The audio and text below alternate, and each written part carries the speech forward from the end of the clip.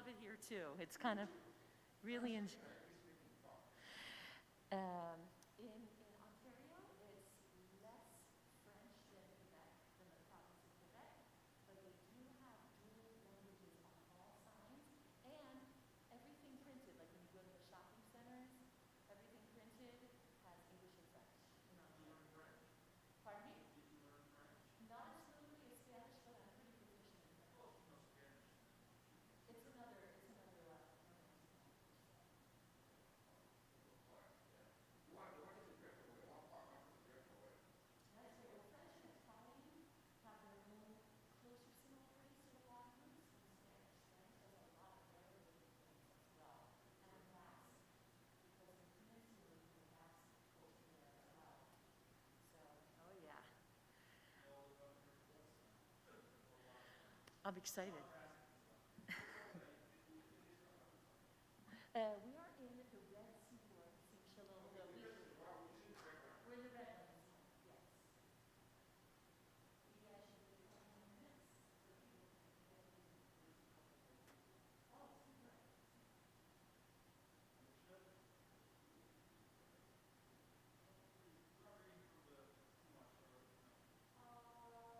As long as we have enough, with live pictures and that's the scroll out there. But the red Seaboard actually has the Parsha in it, so you don't even need it much. You don't even need it much. So nice for us to be like that, isn't it?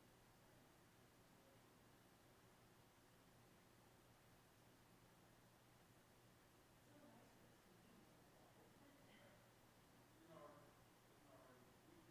and it's not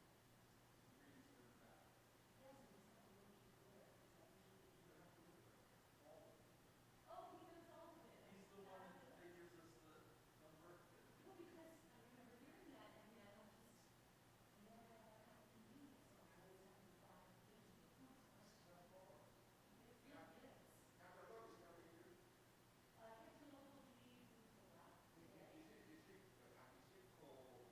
Here's the local Judaism Torah today. He's probably doing some transitional stuff. That is a Shabbat book. He needs, right? We need this one. What do we get? This is what we need.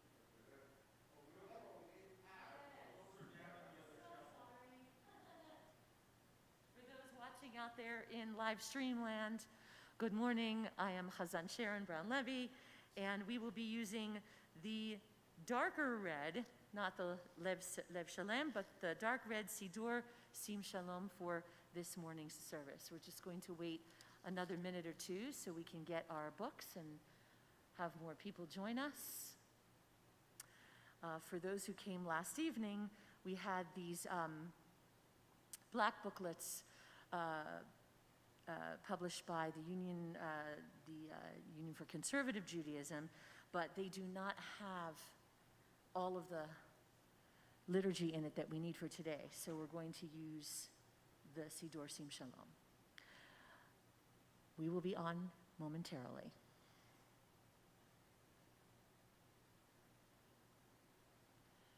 Those coming in, I ask everyone to silence their cell phones.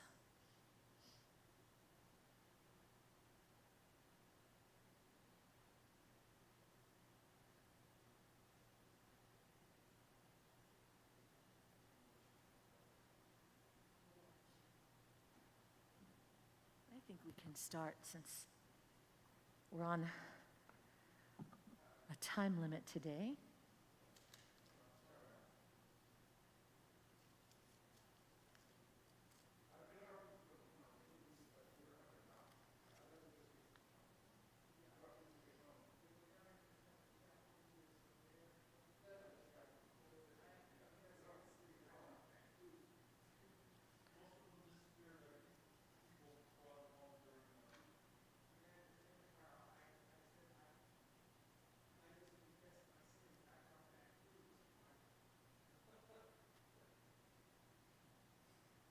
Shall I begin and then people can just join as they like? Since we're already at almost 9:10. We'll begin with the Birchot HaShachar. It is actually said that As a people, we are requested to chant 100 blessings a day to show our gratitude. While 100 don't exist here, at least gets us on the road to praising God and thanking God. Baruch atah Adonai Eloheinu melech haolam, asher natan lasek v'bina lehavchin bin yom u'bin layla. Baruch atah Adonai Eloheinu melech haolam, shehasani b'tzamo. Page 6. Baruch atah Adonai Eloheinu melech haolam, shehasani Yisrael. Baruch atah Adonai Eloheinu melech haolam, shehasani bat chorim. Baruch atah Adonai Eloheinu melech haolam, pokeach ivrim. Baruch atah Adonai Eloheinu melech haolam, mabish harumim. Baruch atah Adonai Eloheinu melech haolam, matir hasurim. Baruch atah Adonai Eloheinu melech haolam, zokef kefufim.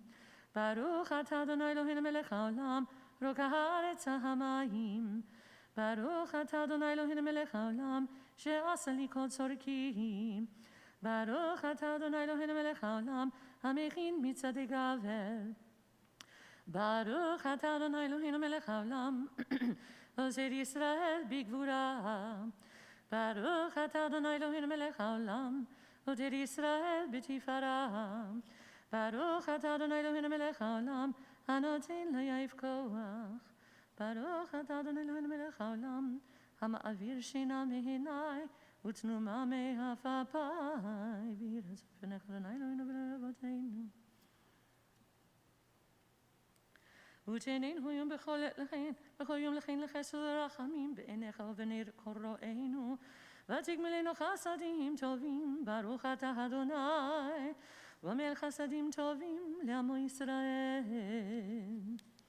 Continue on page 7. יהי רצון מפניך אדוני אלוהי ואלוהי אבותיי, שתזכנו היום בכל יום, מהזפנים ומהוזות פנים.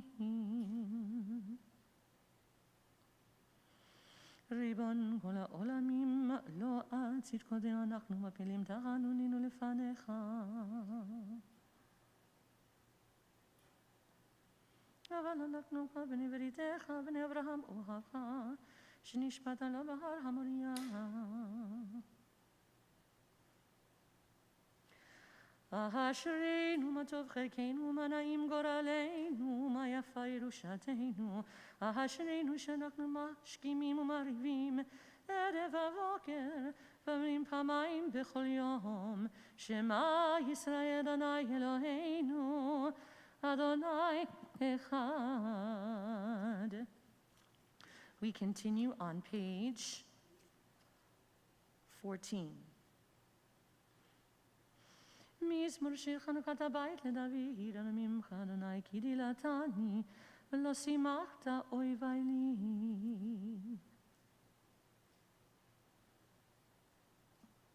We're on page 14.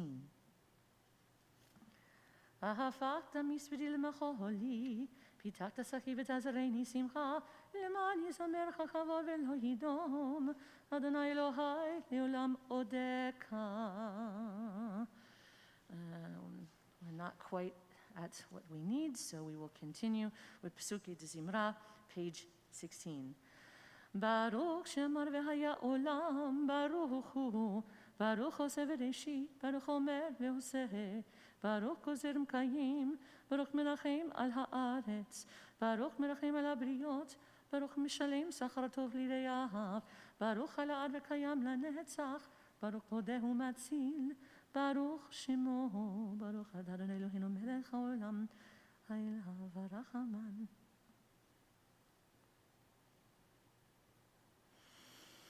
יחיד חי העולמים מלך משובח ומפואר עדי עד שמו הגדול, ברוך אתה אדוני, מלך מהולל בתשבחות. Page 17. הודו לאדוני קראו בשמו, הודיע ועמים עלילותיו, שירו לו, זמרו לו, שיחו בכל נפלאותיו, יתהללו בשם קודשו.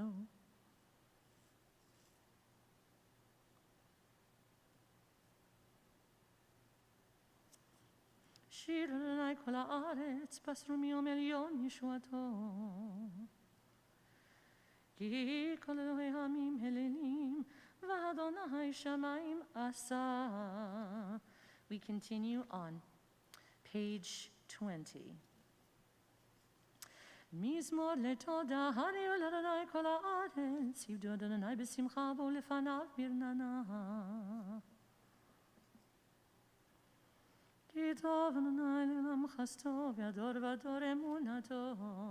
יכבוד אדוני לעולם, ישמח אדוני במעשיו.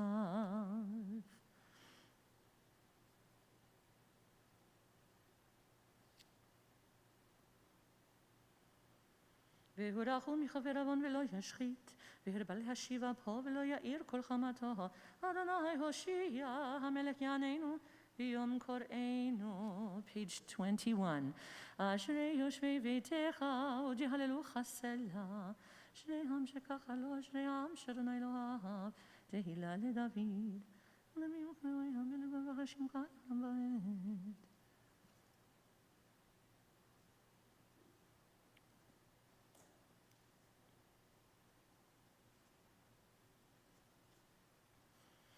פותח את ידיך ומשביע לכוחי רצון.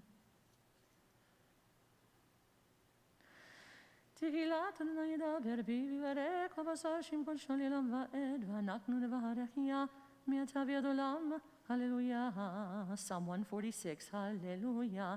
הללי נפשי את אדוני, הלל אדוני בחיי, אזמר על אלוהי בעודי. אל תבטחו בנדיבים ובן אדם שאין לו תשועה.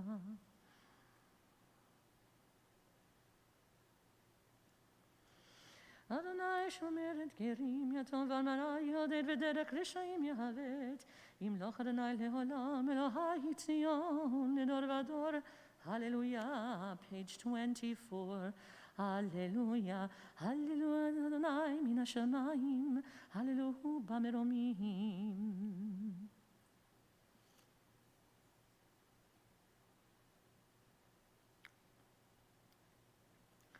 וירם קרן לעמוד, הילה לכל חסידיו, לבני ישראל עם קרובו. הללויה. page 25. הללויה. שירו לאדוני שיר חדש, תהילתו בקהל חסידים. ישמח ישראל בעושיו, בני ציון יגילו במלכם. יהללו שמו במחול, בטוב וכינור יזמרו לו. לאסור מחיהם בזיקים ונקפדיהם בחבלי ברזל, לעשות בהם משפט כתוב, הדרו וכל חסידיו. הללויה. הללויה. הללויה. הללויה. הללויה. הללויה. הללויה בקודשו. הללויה. הללויה ברכי עוזו. הללויה. הללויה. הללויה. הללויה. הללויה. הללויה בגבורותיו. הללויה. הללויה קרוב כולו. הללויה. הללויה. הללויה. הללויה. הללויה. הללויה בתקע שופר. הללויה. הללויה בנבל וכינור. הללויה. הללויה. הללויה. הללויה. הללויה. הללויה בטוב ומחול. הללויה. הללויה במיני ועוגב. הללויה. הללויה. הללויה. הללויה. הללויה. הללויה בצלצלי שמה. הללויה. הללויה בצלצלי תרועה. כל הנשמה תהליה, כל הנשמה תהליה. הללויה. הללויה. הללויה.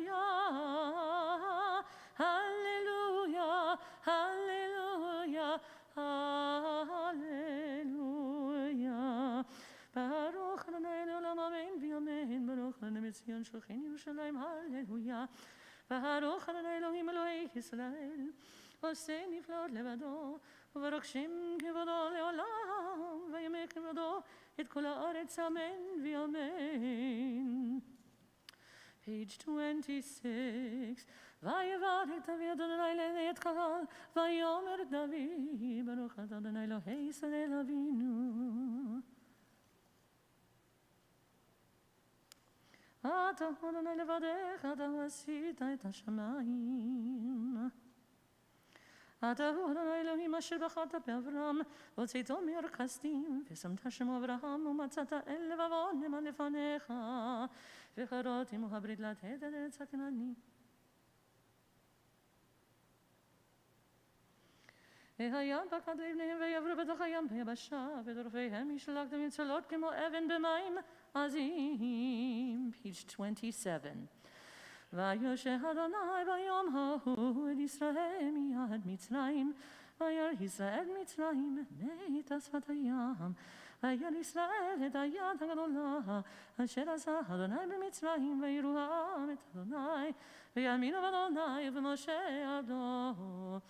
אז ישיר משה ובני ישראל את השירה הזאת לאדוני, ויאמרו לאמור, השיר על אדוני כי גאו גם. סוס ורוקבו רמה וים, עוזי וזמרתיה והיליל ישועה. זה אלי ויען והוא אלוהי אביו הרוממנו, אדוני איש מלחמה, אדוני שמו. מרגבות ברו וחילו ירה בים, אשר נשארתו בים סוף.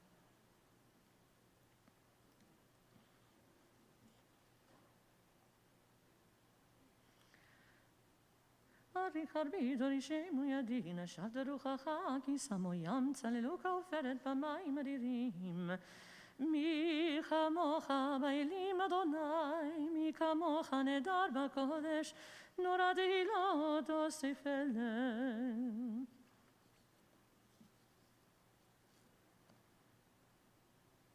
עד יבוא רמך אדוני, עד יבוא רמזו קניתה.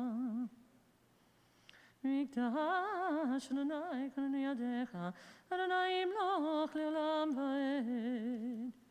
כי לאדוני המלוכה ומשה בגויים, ועלו משים בהר ציון לשפוט את הר עשיו, והייתה לאדוני המלוכה, ויהיה אדוני למלך על כל הארץ, ביום ההוא יהיה אדוני אחד, ושמו אחד. Page 29. ישתבח שמך לעד מלכנו, אל המלך הגדול והקדוש בשמיים ובארץ. ברכות והודאות מעתה ועד עולם, ברוך אתה אדוני, מלך גדול בדש בחדל ההודות אדון הנפלאות, הבוחר בשירי זמרה, מלך מלכי העולמים. יתגדל ויתקדש שמי רבה, ויעמד דברי חירותי וימליך מלכותי, וחייכון ויומליכון וחיי לכל בית ישראל, בגלה ובזמן קריב אמרו אמן. יהי שמי רבה מבורך, לעולם עולם לעולמיה, יתברך וישתבח, וידבר ויתרומם ויתנשא, וידלק וידלב וידלל שמי לקודשה, בריחו לעילה מן כל מחדה ושירתה, תושבחתה ונחמתה, דמירן בעלמה, אמרו אמן. ברכו את אדוני המבורך.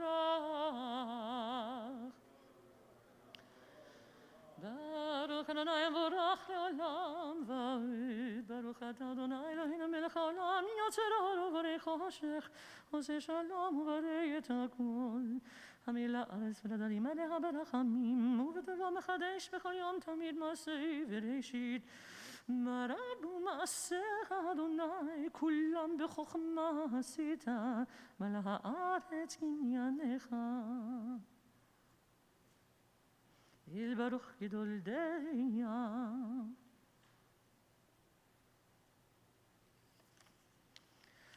תתברך צורינו מלכינו וגואלנו בורא קדושים, page 31. כולם אהובים, כולם ברורים, כולם גיבורים וכולם עושים בהם אווירה רצון קונם, וכולם פותחים את פיהם בקדושה וטהרה בשירה ובזמרה, ומברכים ומשבחים ומבארים ומריצים ומקדישים וממליכים את שם האל, המלך הגדול הגיבור והנורא הקדוש הוא, וכולם מקבלים עליהם מלכות שמיים זה מזה, ונותנים רשות זה לזה להקדיש ליוצרם בנחת רוח, בשפה ברורה ונעימים קדושה, אולי האדונים ואומרים ביראה, קדוש קדוש קדוש אדוני צבאות, מלוא כל הארץ כבודו, והאופנים וחיות הקודש, ברעש גדול מתנסים לעומת שרפים, לעומתם משבחים ואומרים, ברוך כבוד אדוני ממקומו, לברוך נעמוד ידינו, למלך אלוהים וגם זמירות יאמר ותשבחות ישמיעו.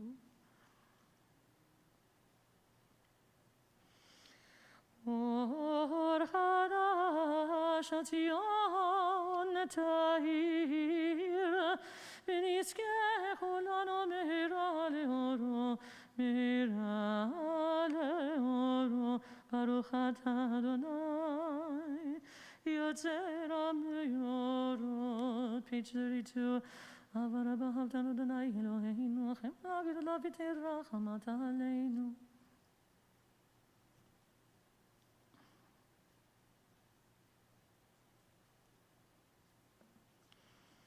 והביאנו לשלום מרבה כנפות הארץ, ותהלכנו קוממיות לארצנו, כי יהיה פה הישועות אתה ובחרת מכל עם ולשון, וקירבתנו לשמך הגדול סלע באמת, להודות לך ולחייך באהבה. ברוך אתה אדוני, הבוחר בעמו ישראל, באהבה. שמע ישראל, אדוני אלוהינו, אדוני אחד. ואהבת את אדוני אלוהיך בכל לבבך ובכל נפשך ובכל מאודיך, והיו הדברים האלה אשר אנוכי מצווך היום על לבביך, ושיננתם לבניך ודיברת בם, בשבתך בביתך ובלכתך בדרך ובשוכבך ובקומך, וקשרתם לאות על ידיך, והיו לטוטפות בין עיניך, וכתבתם על מזוזות ביתך ובשעריך, והיה אם שבת תשמעו על מצוותי.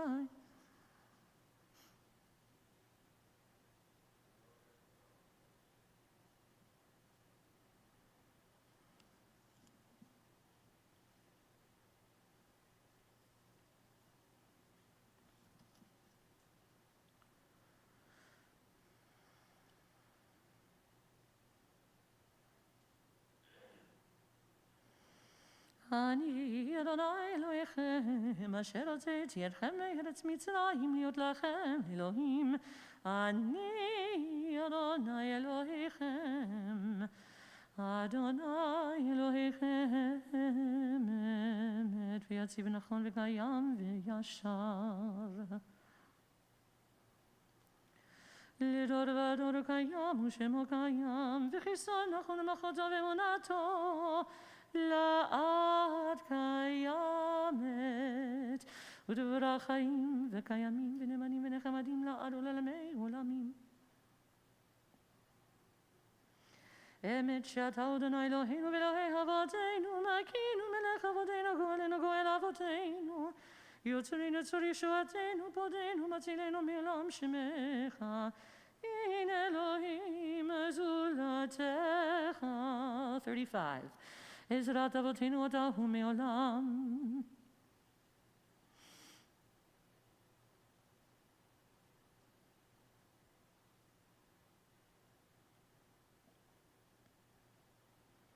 תהילות אל עליון ברוך ומבורך, משה בני ישראל לכנו שירה בשמחה רבה ואמרו כולם, מי כמוך באלים אדוני, מי כמוך נדר בקודש, נורא תהילות אוסף אלה, שירה חדשה שבחו גאולים, לשמך שפת הים, יחד כולם הודו והמליכו ויאמרו, אדוני ימלוך לעולם ועד. צור ישראל, קומה בעזרת ישראל, ופתחנו עמך יהודה וישראל. גואלנו אדוני צבאות שמו קדוש ישראל, ברוך אתה אדוני God Israel. We continue with the silent Amidah. When you're finished, please look up so I know we can continue.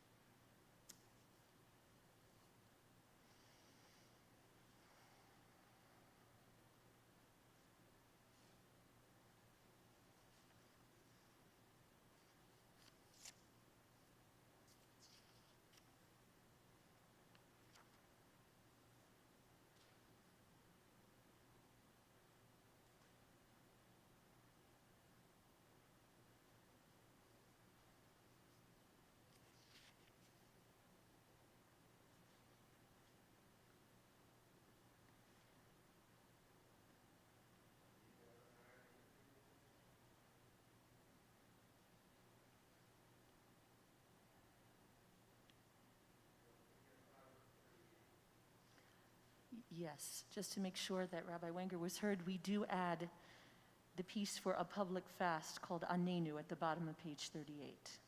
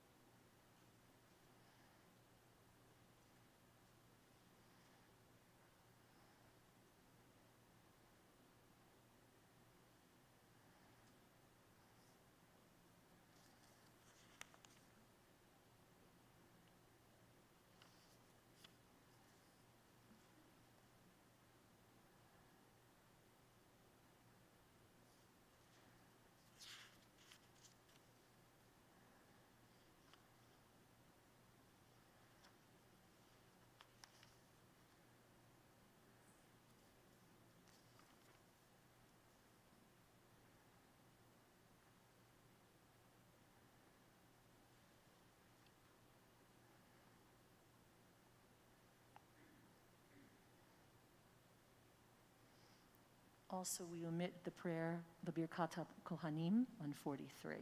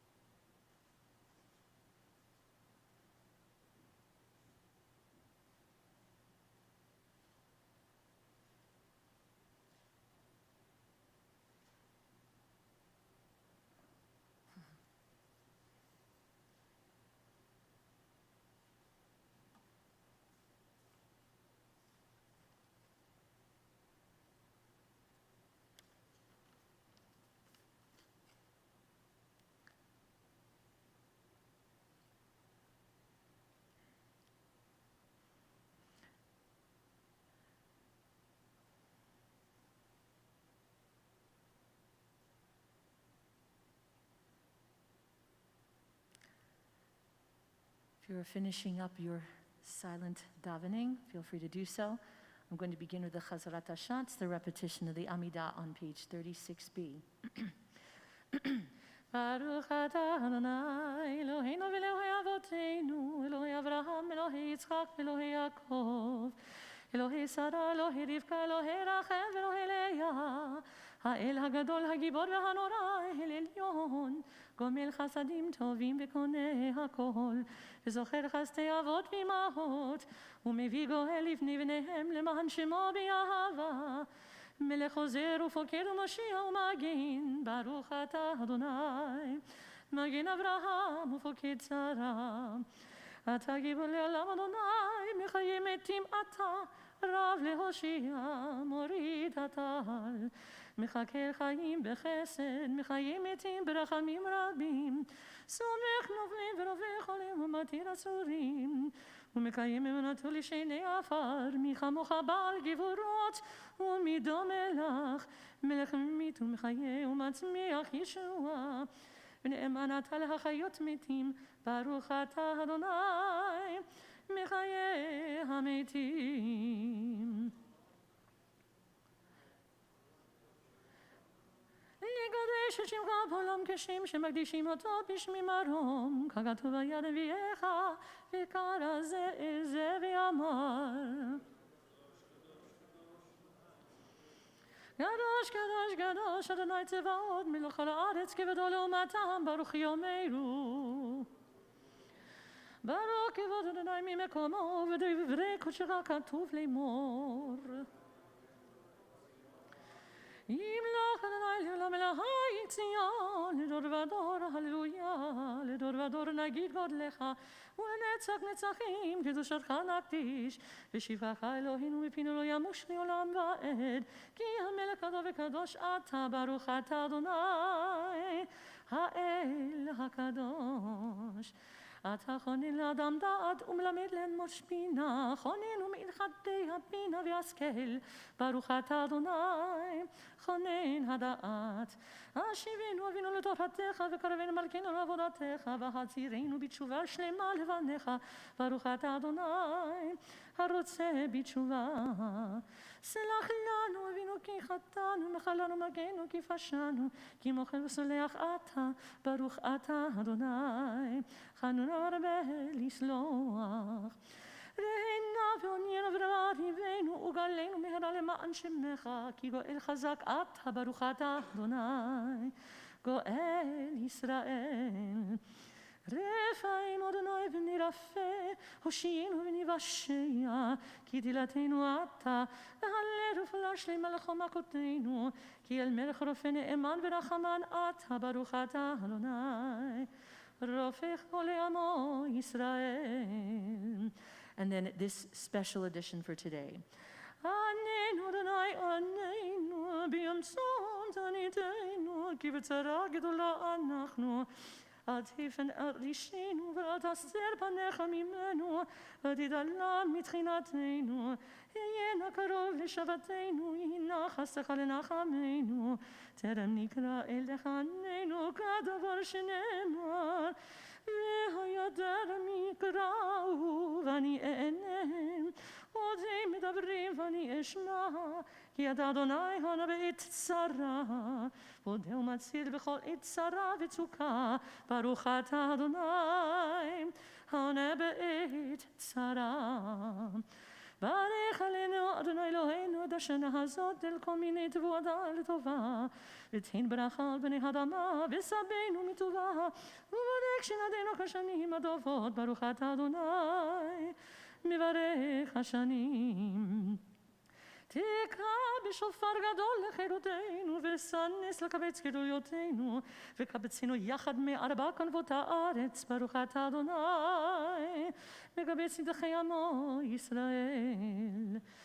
אשיבה שופטנו כבראשונה ויועצינו כבתחילה, והסר ממנו יגון ונחה, ומלוך עלינו אתה אדוני לבדך בחסר ורחמים ובצדקנו במשפט, ברוך אתה אדוני מלך אוהב צדקה ומשפט. ולמשנים עדי תקווה וכל הרישה כדגת עובד, וכל אויביך מהרה יכריתו, והזידים מהרה תעקר תחקר ותשבר ותמגר ותכניע במהרה בימינו. ברוך אתה אדוני, שובר אויבים ומכניע זדים.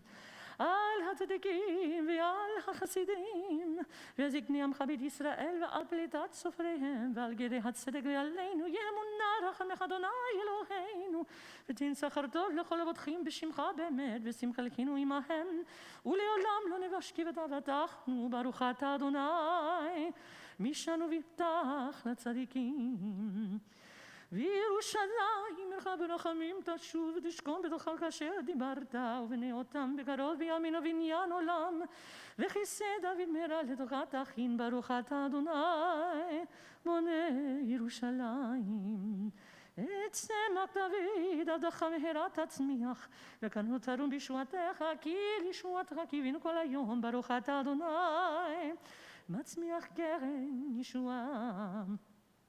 שמע קולנו אדוני אלוהינו, חוס ורחם עלינו, וקבל ברחמים וברצון את תפילתנו, כי אל שומע תפילת בתחנונים אתה, ומפניך מלכנו רקם אל תשיבנו, כי אתה שומע תפילת עמך ישראל ברחמים. ברוך אתה אדוני שומע תפילה. רצה אדוני אלוהינו בעמך ישראל ותפילתם, והשיב את עבודה לדבר ביתך, ותפילתם באהבה תקבל ברצון, ותהילת צאן תמיד עבודת ישראל עמך, ותחזינה עינינו בשובך לציון ברחמים. ברוך אתה אדוני המחזיר שכינתו לציון. מודים אנחנו לך שאתה אדוני אלוהינו ולאבותינו לעולם ועד. צור החיים מגן אישנו, אתה הוא לדור ודור נודה לך, ונספר תהילתך. על חיינו המסורים בידיך, ועל נשמותינו הכבדות לך, ועל ניסיך שבכל יום עמנו, ועל נפלותיך ותורותיך שבכל עת ערב ובוקר וצהריים. הטוב כי לא חלו רחמך, והמרחם כי לא תמו חסדיך מעולם קיווינו לך. Continue on 43. ועל כולם יתברך ויתרומם שמך מלכנו תמיד לעולם ועד, וכל החיים יודו חסדיך ויהללו את שמך באמת. אל ישועתנו ועזרתנו סלע. ברוך אתה אדוני הטוב שמך ולך נאה להודות.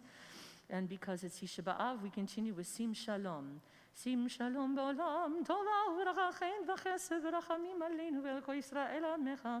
ברכנו אבינו כולנו כאחד ברבניך, כי עבור פניך נתת לנו דמי תורת חיים ואהבת חסד וצדקה וברכה ורחמים וחיים ושלום.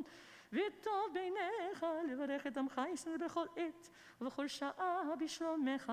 ברוך אתה אדוני המברך את עמו ישראל בשלום.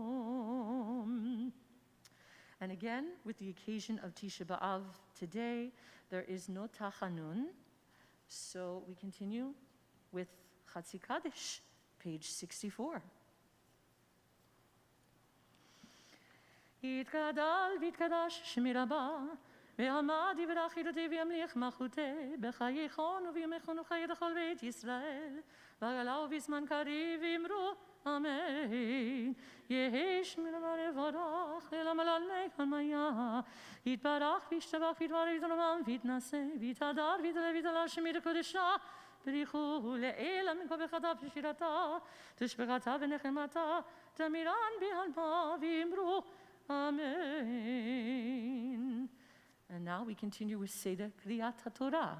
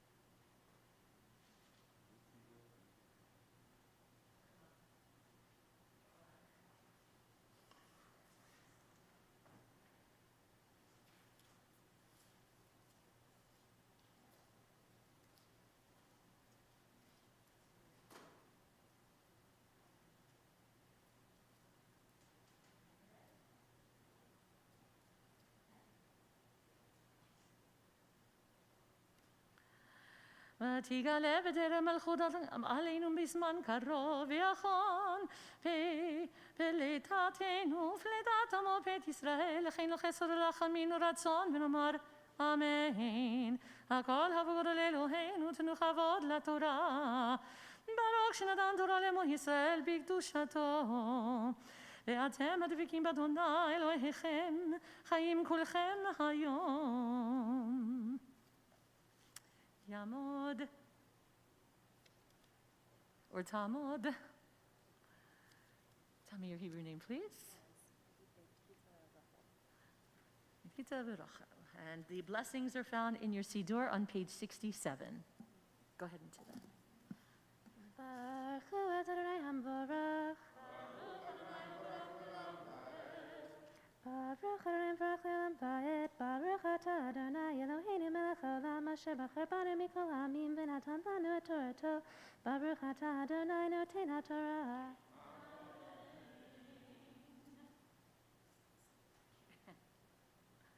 Go ahead and take that.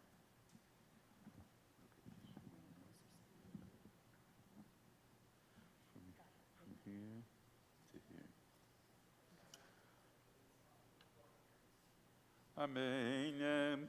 כי תוליד בנים ובני בנים, ונושעתם בארץ, והשתחוויתם, ועשיתם פסל תמונת קול, ועשיתם הרע בעיני אדוני אלוהיך, להכיסו, העידו תהיה לכם היום, את השמיים ואת הארץ, כי אבוא תאבדון מהם מעל הארץ, אשר אתם עוברים את ידיהן שמם לשתה, לא תאריכון ימים עליהם, כי הישמד תשמידון, והפיץ אדוני אתכם בעמים, נשארתם מתי מספר, בגויים אשר ינהג אדוני אתכם שמה. ועברתם שם אלוקים מעשה ידי אדם, עץ ואבן אשר לא יראון ולא ישמעון ולא יאכלון ולא יריחון. וביקשתם משם את אדוני אלוהיך, ומצאת כי תדרשנו בכל לבבך ובכל נפשך.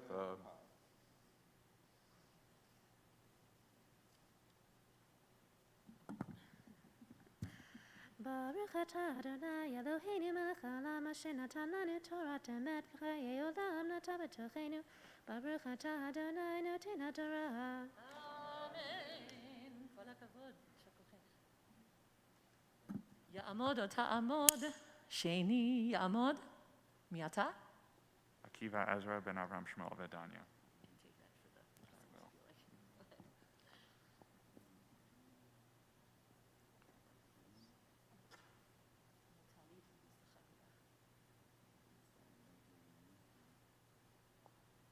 Verses 30 to 35.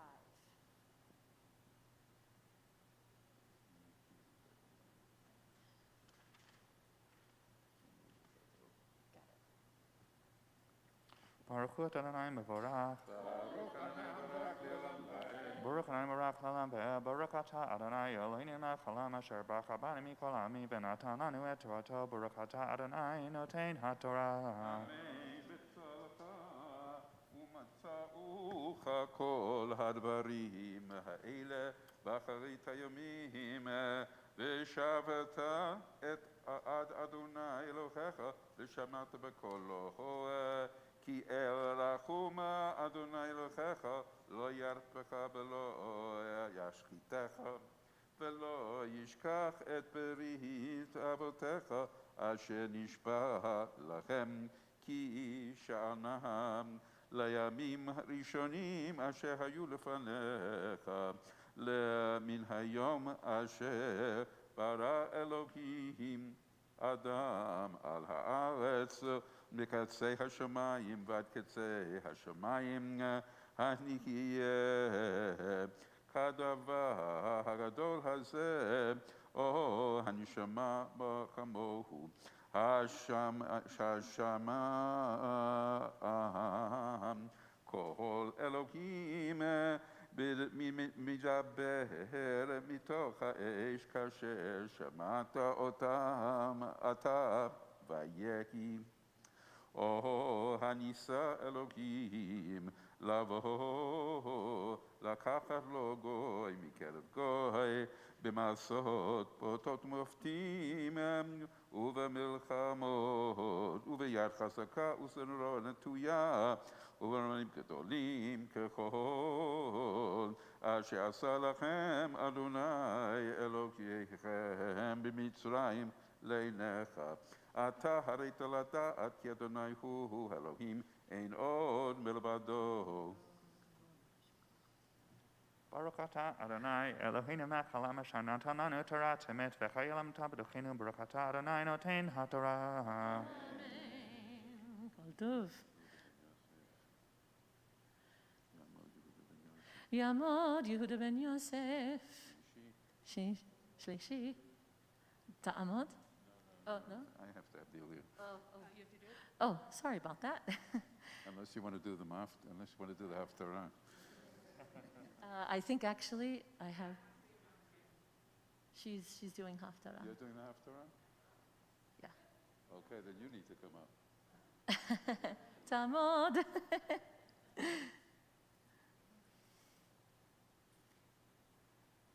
מי את? יוכבד סימה בת אהרון וחווה הנדה. Oh, sorry. No, sure. Oh.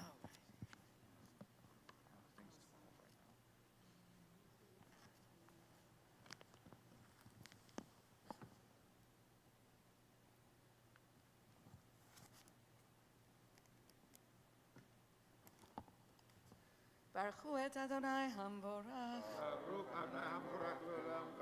ברוך אדוני המבורך לעולם ועד.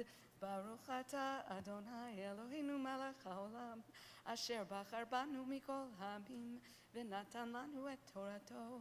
ברוך אתה אדוני נותן התורה. אמן. השמיים השמיעך את קולו, יצרך והארץ ערכה את אשר את אישו הגדולה ודבריו שמעת בתוך האש. ואחר כי אהב את אבותיך ממך וזרעו אחריו יוציאך בפניו בכוחו הגדול ממצרים להוריש גויים גדולים ועצומים ממך ומפניך להביאך לתת לך את ארצם נחלה כיום הזה. וידעת היום והשבותה לבביך כי אדוני הוא אלוהים בשמיים ממעל ועל הארץ מתחת אין עוד. ושמרת את חוקיו ואת מצוותיו אשר אנוכי מצווך היום אשר ייטב לך ולבניך אחריך ולמען תאריך ימים על האדמה אשר אדוני אלוהיך נותן לך כל הימים.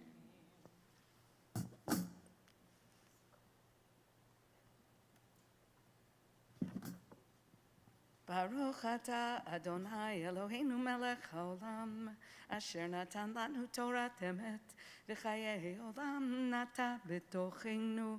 ברוך אתה אדוני נותן התורה. Oh, I'm sorry. Go ahead. No worries. Oh, what?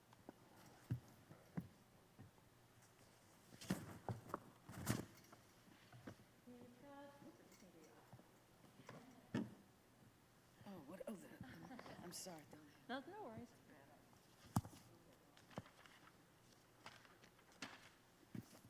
יתגדל ויתקדש שמי רבה, ויאמר דברך ירדה ולמחמכותה, בחייכון ובימיכון וחייכות בית ישראל, בגולה בזמן קריב אמרו אמן. יהי שמי רבה מבורך לעולם עולמי עולמיה, יתברך וישתבח ויתברך ויתרומם ויתנשא ויתהלל ויתהלל ויתהלל שמי תקודשה בריחו, לאלה מן כל ברכתה ושירתה תשבחתה ונחמתה לאמירם בעלמה ואמרו אמן.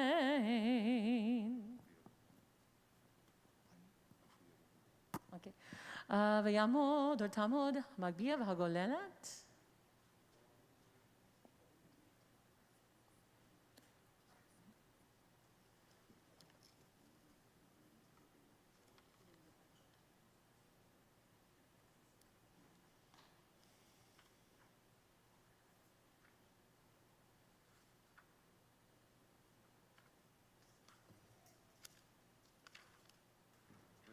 התורה אשר שם משה לפני בני ישראל על פי אדוני ביד משה.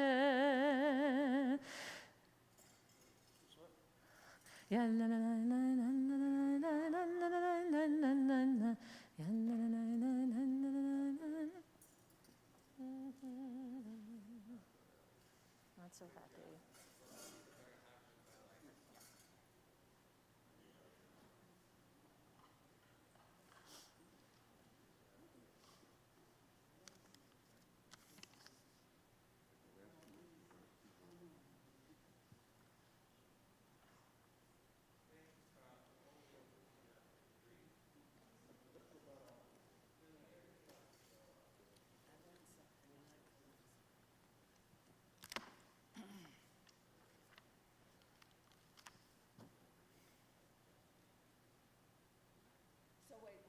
I don't know what, I'll just tell you what my experience this morning, okay? So I should tell you, I love cherries. I love them so much that it's ridiculous how many cherries I eat in cherry season.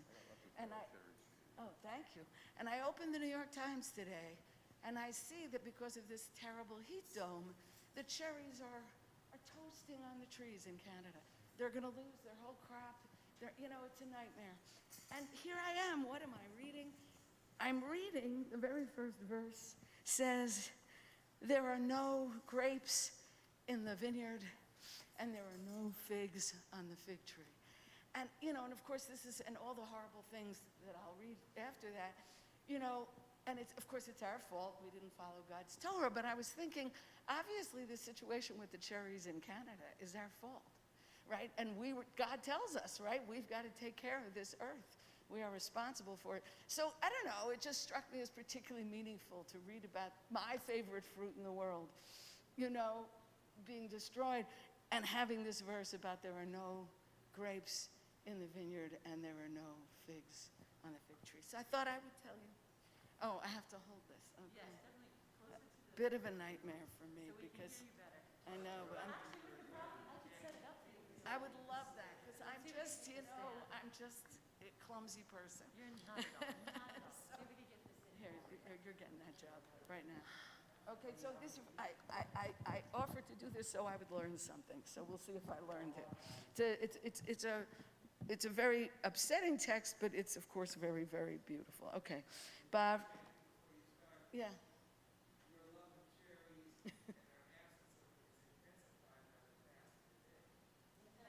Yes, well, that's also true. But this is what was in the New York Times this morning. Maybe I shouldn't have been reading it. I should have been studying the Haftorah one more time. That may well, you'll decide. Okay. Yeah, all right.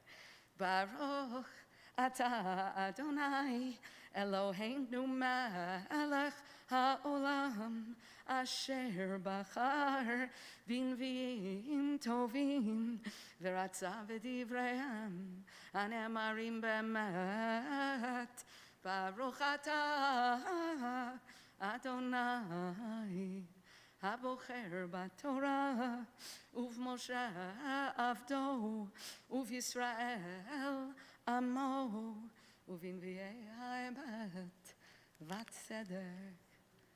הסוף אסיפם נאום אדוני אין ענבים בגפן ואין תאנים בת עינה ואלן נבל ואתן להם יעברום על מה אנחנו יושבים היאספו ונעבור אל ערי המבצר ונדמה שם כי אדוני אלוהינו הדימנו וישכנו מראש כי חטאנו לאדוני קווה לשלום ואין טוב לעת מרפא והנה ועתה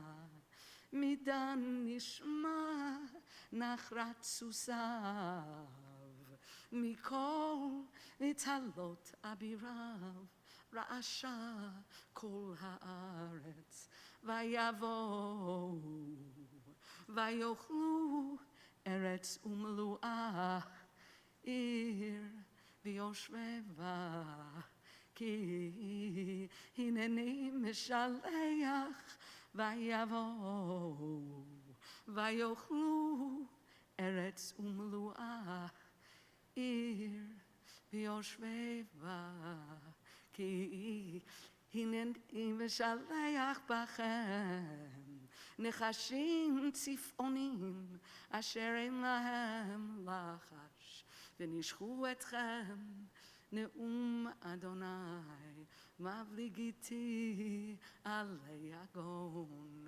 עלי ליבי דווי הנה כל שבת בת עמי מארץ מרחקים אדוני אין בציון עם מלכה אין בה מדוע הכעיסוני בפסיליהם והבלי נכר עבר קציר קל הקיץ ואנחנו לא נושענו על שבר בת עמי השברתי קדרתי שמה החזיקתני הצרי אין בגלעד עם רופא אין שם כי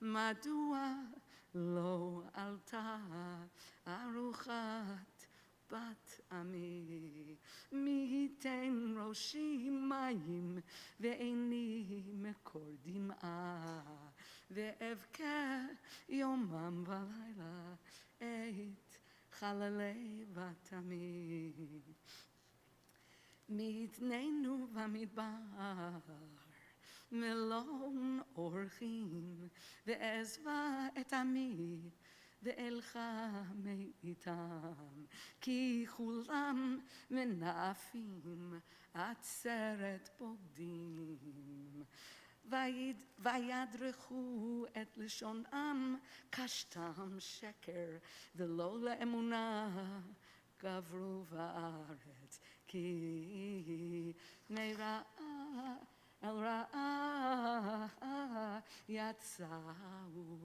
ואותי לא ידעו נאום אדוני איש מרעהו הישמרו ועל קולך אל תבטחו כי כל אח עקוב יעקב וכל רע רכיל יהלוך ואיש ברעהו יהתלו ואמת לא ידברו לימדו לשונם דבר שקר האבני לו שבטך בתוך מרמה במרמה מענו דעת אותי נאום אדוני לכן כה אמר אדוני צבאות הנני צורפם ובחנתים, כי איך אעשה מפני בת עמי חץ שבחות לשונם מרמה דיבר בפיו שלום את רעהו ידבר ובקרבו ישים ארבו על אלה לא אפקד בם נאום אדוני אם בגוי אשר כזה לא תתנקם נפשי על ההרים אשא בבכי ונהי ועל נאות מדבר קינה כי ניצתו מבלי איש עובר ולא שמעו קול מקנה מעוף השמיים ויד בהמה נודדו הלכו ונתתי את ירושלים לגלים מאון תנים ואת ערי יהודה אתן שממה מבלי יושב מי האיש החכם ויבן את זאת ואשר דיבר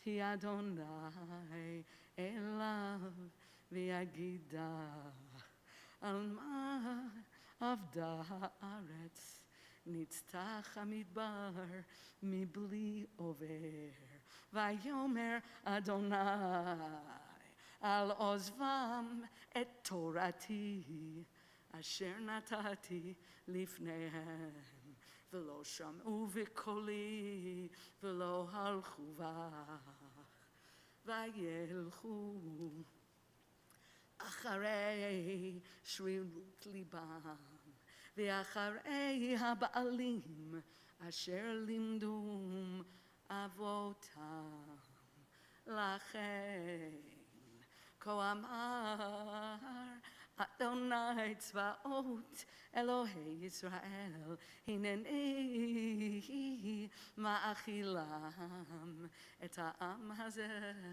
לענה והשקיטים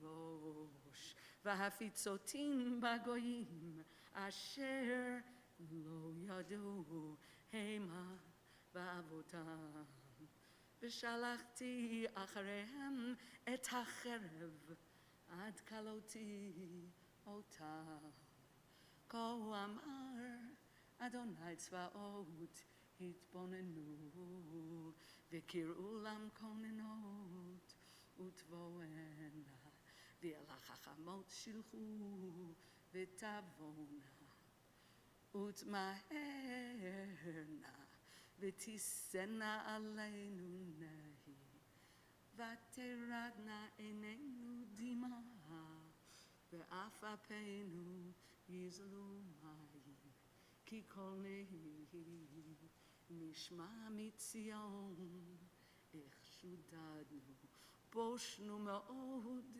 כי עזבנו ארץ כי השליכו משכנותינו כי שמענה נשים דבר אדוני ותיקח אוזניכם דבר פיו ולמדנה בנותיכם נהי ואישה רעותה קנאה כי עלה מוות בחלוננו בא בארמנותינו להחריד עולם מחוץ בחורים מרחובות דבר כה נאום אדוני ונופלה נבלת האדם כדומן על פני השדה וכאמיר מאחרי הקוצר ואין מאסף כה אמר אדוני אל יתהלל חכם בחכמתו, ואל יתהלל הגיבור בגבורתו. אל יתהלל עשיר בעשרו, כי אם בזאת יתהלל המתהלל השכל, וידוע אותי כי אני אדוני עושה חסד, משפט וצדקה בארץ, כי באלה חפצתי נאום אדוני. ברוך אתה אדוני אלוהינו מלך העולם, צור כל העולמים, צדיק בכל הדורות, האל הנאמן, האומר ועושה, המדבר ומקיים, שכל דבריו אמת וצדק. נאמן אתה הוא אדוני אלוהינו, ונאמנים דבריך, ודבר אחד מדבריך אחור לא ישוב ריקם. כי אל מלך נאמן ורחמן אתה, ברוך אתה אדוני, האל הנאמן בכל דבריו. רחם על ציון כי היא בית חיינו, ולעלובת נפש תושיע במהרה בימינו. ברוך אתה אדוני, משמח ציון בבניה. שמחנו אדוני אלוהינו ואליהו הנביא עבדך, ובמלכות בית דוד משיחך, במהרה יבוא ויגל ליבנו. על כיסו לא ישב זר, ולא ינחלו עוד אחרים את כבודו, כי בשם קודשך נשבעת לו, שלא יכבה נרו לעולם ועד. ברוך אתה אדוני מגן דוד.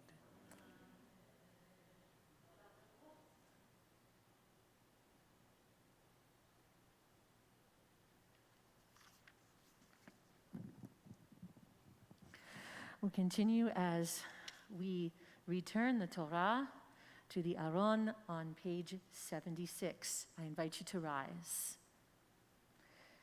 Yehalelu et Shem Adonai ki niskaf shemo levado. Ado haleretz v'shamayim v'yarem keren le'amo tehila lecho chasidav livnei Yisrael am kerovo.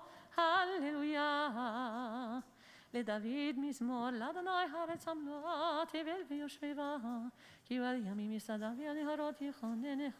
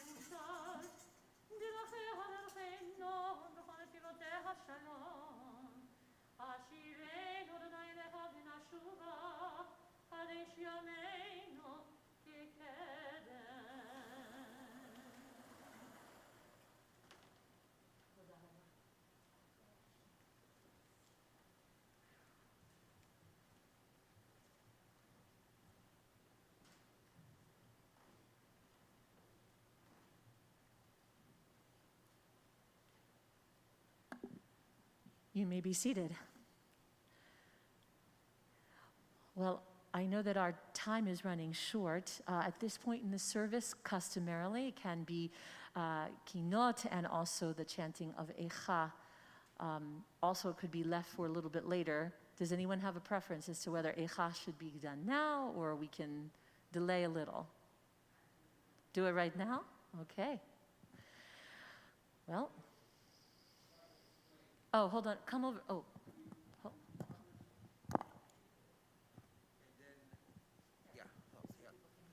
we published a timetable. But since today is a fast day, and Jews, whether with us or watching us on Zoom, presumably are in fasting or devotions the entire day. If we run a few minutes late, there's no sin involved in that as far as I can tell. And so therefore, I suggest that we go on to the reading of Eicha and Kinot. Possibly our Chazanim can abbreviate the Kinot that they choose to share with us, although I wouldn't complain hearing more of them, but that's their choice. And then we will proceed with the day's agenda. I know that for those who are participating in our panel, our presentations are infinitely elastic, so we'll see how far we can get to catch up to the schedule by the time we reach the end of it. Good grief to you all.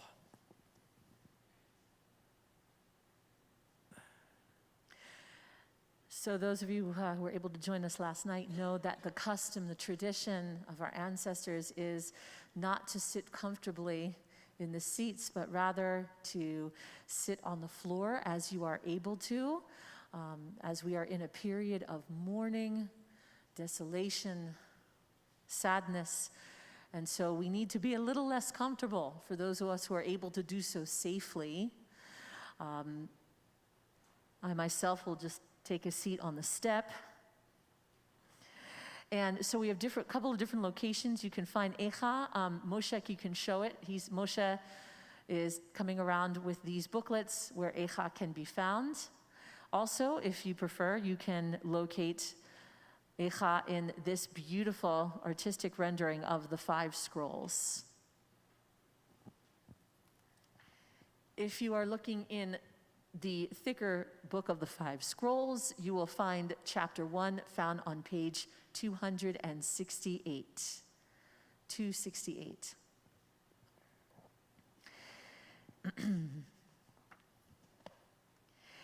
Eicha yashva vadad ha'ira bat yam hayeta ke'almana rabati v'goyim sarati b'medinot hayeta lamas b'chotiv ke'balayla v'dimata alecheya in la menachem mikol ohavea kore'eha b'hagduva hayula le'oivim kat hayuda me'oni u'merov avoda היא ישבה בגויים לא מצאה מנוח כל רודפיה השיגוה בין המצרים דרכי ציון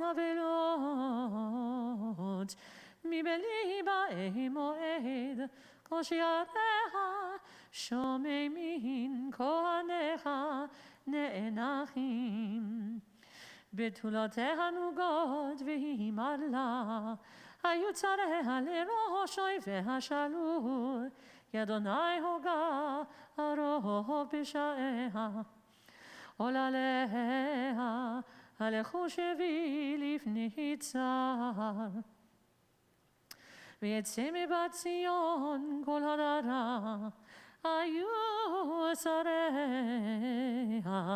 כי איילים לא מצאו מרעה.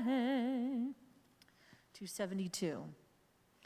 וילכו ולא כוח לפני רודף, זכרה ירושלים ימי עניה ומרודיה כל מחמודיה אשר היו מימי קדם. מנפול עמה ביד צר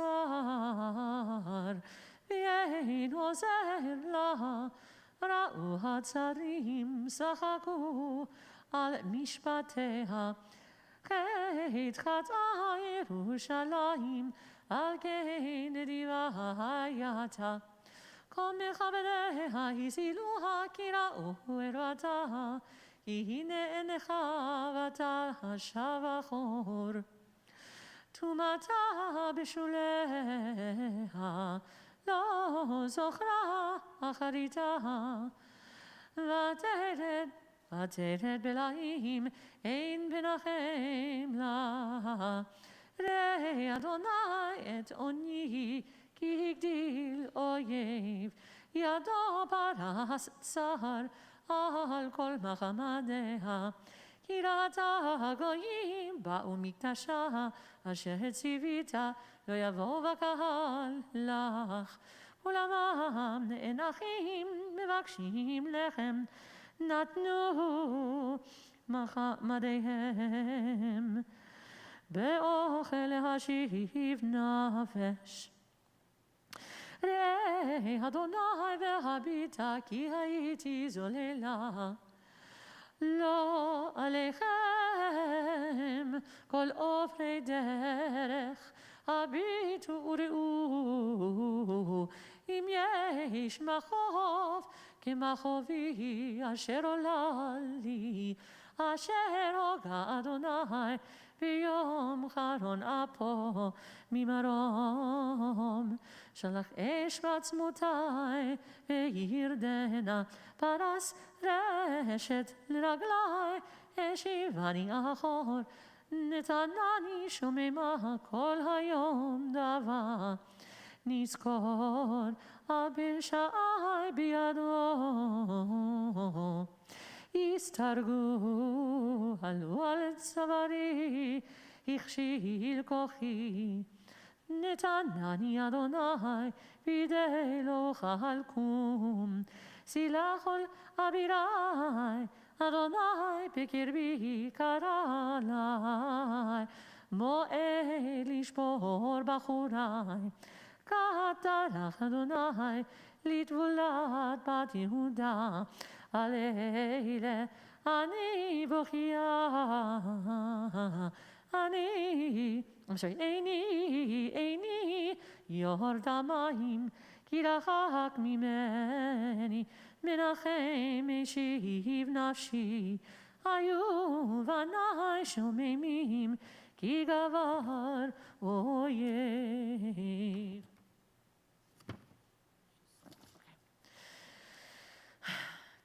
ארץ ציון בידיה, אין מנחם לה. ציווה אדוני ליעקב סביביו צריו. הייתה ירושלים לנידה ביניהם. צדיק הוא אדוני כפי ומריתי. שמעונה חולמים וראו מה חובי. בתולותי ובחורי הלכו בשבי. קראתי למאהבי הם הרימוני. כהני וזקני בעיר גבהו, כי ביקשו אוכל למו וישיבו את נפשם. ראה אדוני כי צר לי מאיך מרמרו. נבח ליבי בקרבי, כי מרום מריתי. מחוץ שקלה חרב, בבית כמוות. שמעו כי נאנחה אני, אין מנחם לי. כל אויבי שמעו רעתי ששו, כי אתה עשית. הבאת יום קראת ויוחמוני. תבוא חורתם לפניך ועולה למו, כאשר הולדת לי עכו בשעי. כי רבות אנחותי בליבי דווי.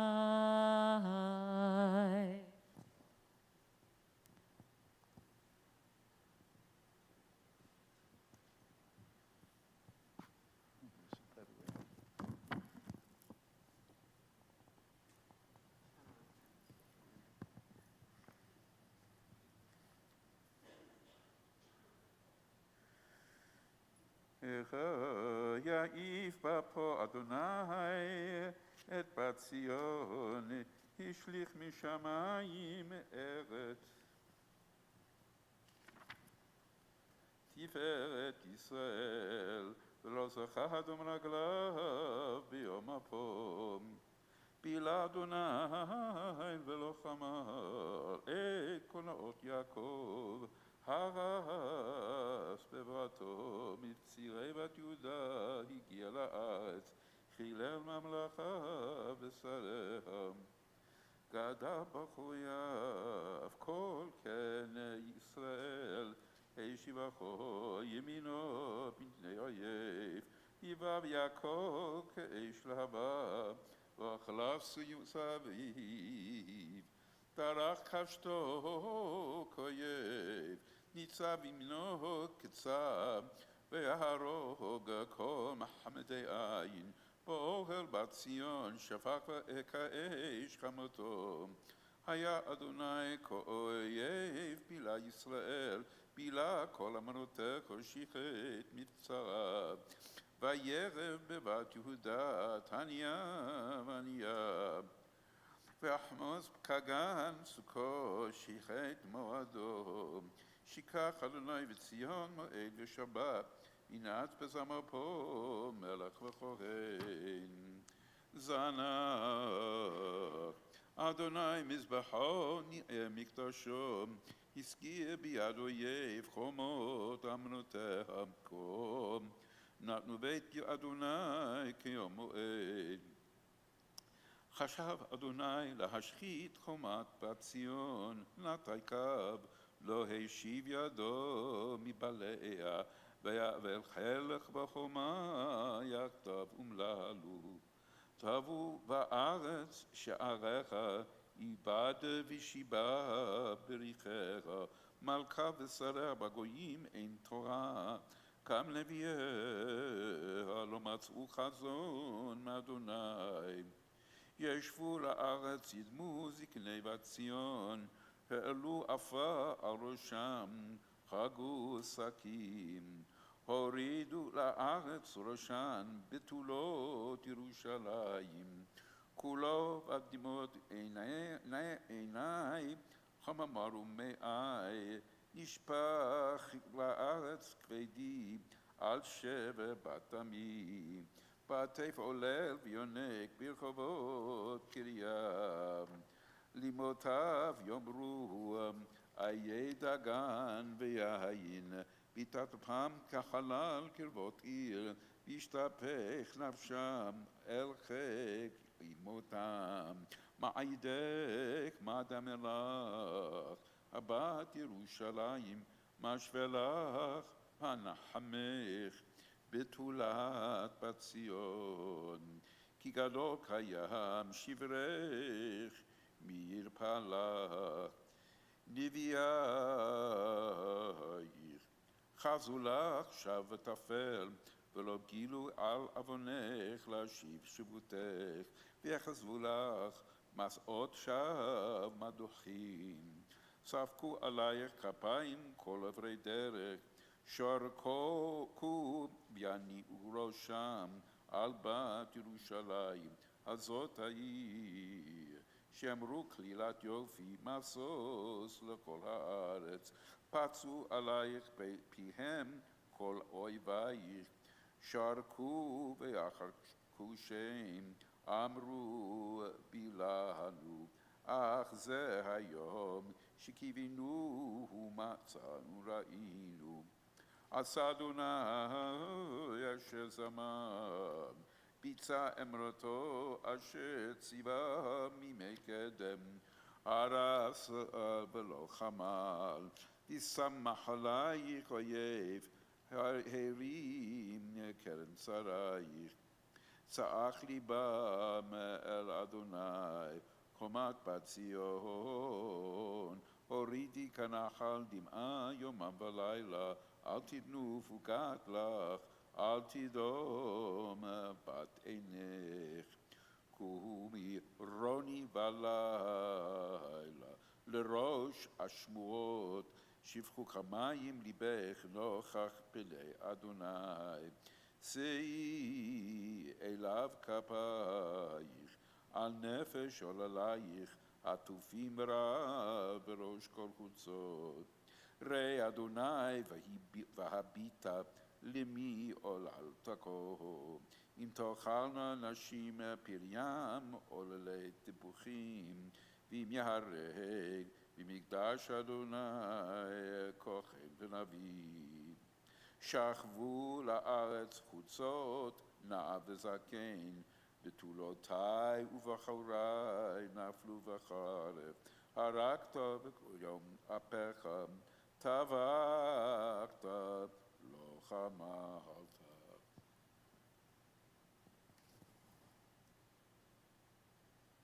תקרא כיום מועד מגורי מסביב, ולא היה ביום אף אדוני פליט בשרי, אשר טיפחת בליבי, טפחתי בליבי, אויבי כולם.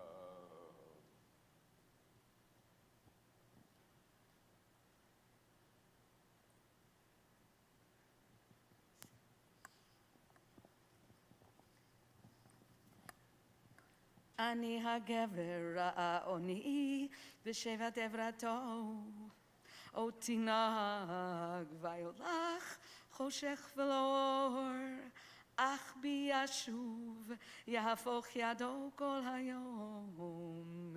בילה ושרי ואורי שיבר עצמותיי, בנה עלי ויקף ראש ותלאה, ומחשכים הושיבני כמתי עולם.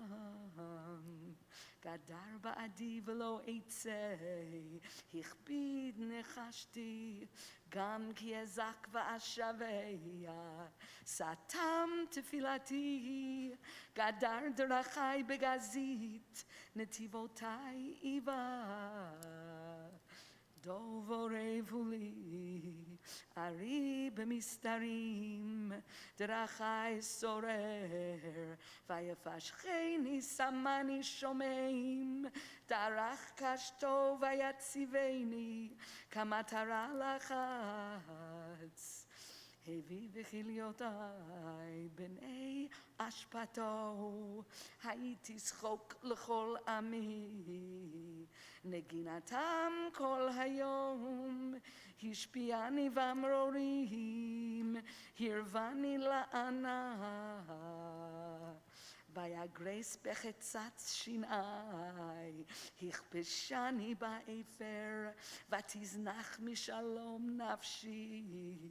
נשיתי טובה, ואומר עבד נצחי, ותאכלתי מאדוני.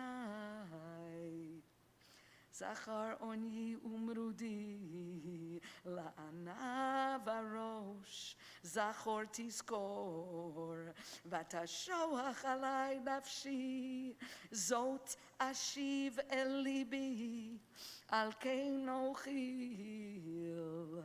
חסדי אדוני, כי לא תמנו, כי לא חלו רחמיו, חדשים לבקרים, רבה אמונתך. חלקי אדוני אמרה נפשי, על כן אוכילו. טוב אדוני לקובב, לנפש תדרשנו, טוב יחיל ודומם, לתשועות אדוני. טוב לגבר, כי יישא עול בנעוריו. ישב בדד וידום, כי נטל עליו, ייתן באפר פיהו, אולי יש תקווה. ייתן למכהו לחי, יספה בחרפה, כי לא יזנח לעולם אדוני. כי אם הוגה וריחם, כרוב חסדיו, כי לא ענה מליבו, ויגע בני איש לדרכי תחת רגליו, כל אסירי ארץ להטות משפט גבר נגד פני עליון, לבית אדם בריבו, אדוני לא ראה. מי זה אמר ותהי, אדוני לא ציווה, מפי עליון לא תצא הרעות והטוב. מה יתאונן אדם חי, גבר על חטאיו. נחפשה דרכינו ונחקורה ונשובה עד אדוני, נישא לבבינו אל כפיים אל בשמיים, אנחנו פשענו ומרינו, אתה לא סלחת. סקות באף ותדרפנו, הרגת לא חמלת. סקות בענן לך, מעבור תפילה, שיחי ומעוז תשימנו בקרב העמים. פצו עלינו פיהם כל אויבינו, פחד ופחד היה לנו השט והשבר, פלגי מים תרדני על שבר בת עמי.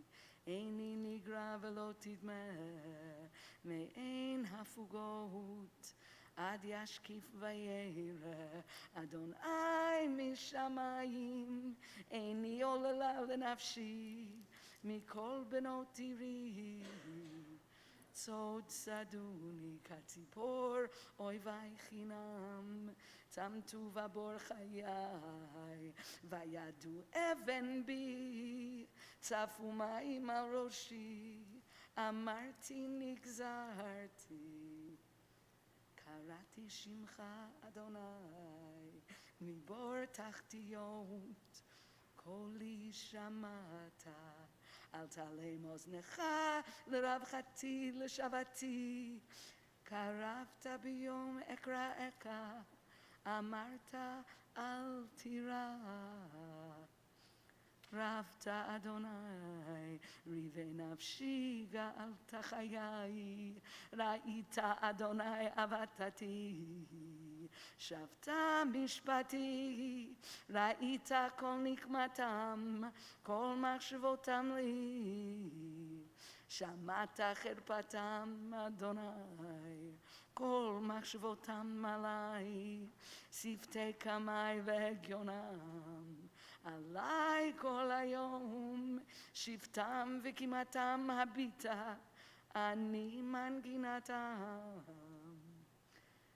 תשיב להם גמול אדוני כמעשות ידיהם, תיתן להם מגינת לב, תעלתך להם. תרדוף באף ותשמידם מתחת שמי אדוני.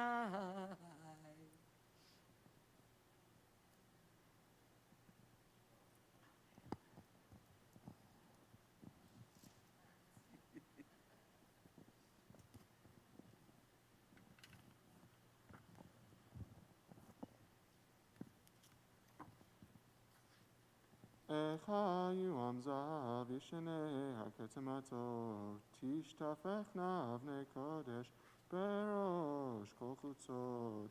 בני ציון היקרים המצויים בפז, אחד נחשבו לנבלי חרס. מעשה ידי יוצר, גם תנים חצו שד, הניקו גוריהן, בתמיל אכזר. קיינים במדבר, דבק לשון יונק, אל היכו בת צמא, עוללים שאלו לחם, פורס אין להם, האוכלים למעדנים, נשמו בחוצות, אמונים עלי תולה, חיבקו אשפתות. ויגדל עוון בת עמי נחתת סדום, הפוכה כמו רגע, ולא חלובה ידיים. זכו נזיריה משלג, צחו מחלב, אדנו עצם מפנינים, ספיר גזרתם. חשך משחור תארם, לא נקרו בחוצות, צפד אורם על עצמם. יבש היח העץ, טובים היו חיילי חרב וחיילי רעב, שהם יזובו מדוכרים, מתנובות שדי. ידי נשים רחמניות בישלו ידיהן, היו לברות למו בשבר בת עמי. כי לאדוני את חמתו שפך חרון אפו, ויצר אש בציון, ותוכה יסודותיה. לא האמינו מלכי ארץ כל יושבי תבל, כי יבוא צר באויב בשערי ירושלים.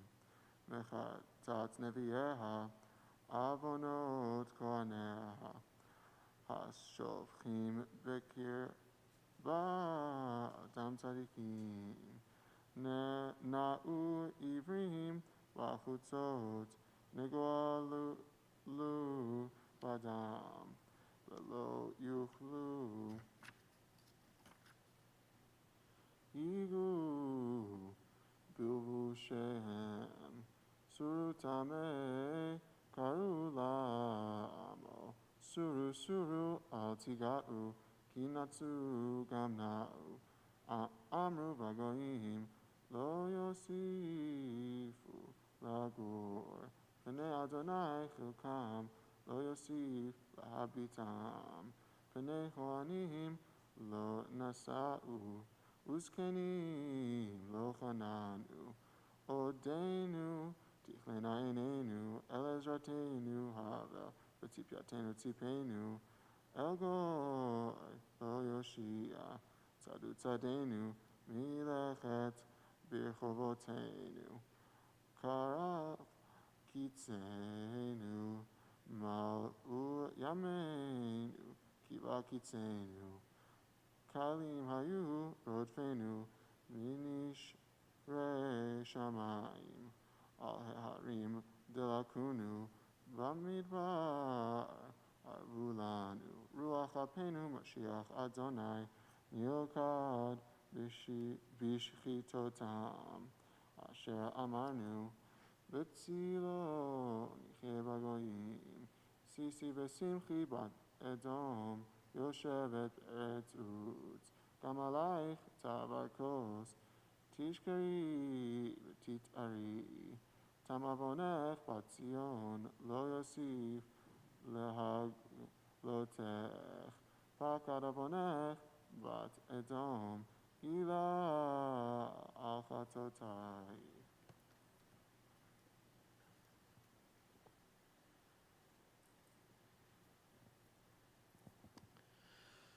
זכור אדוני היה לנו, הביטו וראה את חפתנו, נחלתנו נחמתנו לזדים, בתינו לנוכרים. יתומים היינו ואין רוב, אמותינו באלמנותות, מימנות וכסף שתינו, ארצנו ממחיר יבואו. עד צווארנו נרדפונו, יגענו ולא הונח לנו. מצרים נתנו יד, אשר לספוע לחם. אבותינו חטאנו ואינם, ואנחנו עוונותיהם סבלנו. עבדים משלו בנו, פורק אין מידם. כנפשנו נביא לחמנו, מפני חרב המדבר. אורנו כחנור נמכר הוא, מפני זלעפות רעב.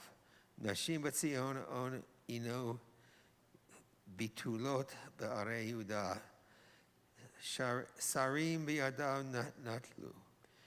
Pnei zekenim lo nehadru. Bachorim tahon nasau. Unaarim be'etz kashalu. Zekenim mishar shavtu. Bachorim midinotom. Shavat misos libenu. Nepach le'evel mecholenu. Naflu ateret roshenu. Oina lanu ki chatanu. Alzot, for this our heart is sick, for this our eyes are dim, because Mount Zion is desolate. Jackals walk upon it. O Lord, you remain forever, your throne from generation to generation. Why will you forget us forever and forsake us for so long a time? Turn us, O Lord, and we shall be turned. Renew our days as of old. Can you reject us so utterly? Can you so greatly be angry with us? Hashivenu, Hashivenu, Adonai Elecha,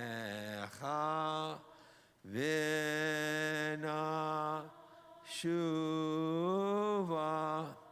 Vena Shuva, Chadesh, Chadesh, Yameinu Kekedem.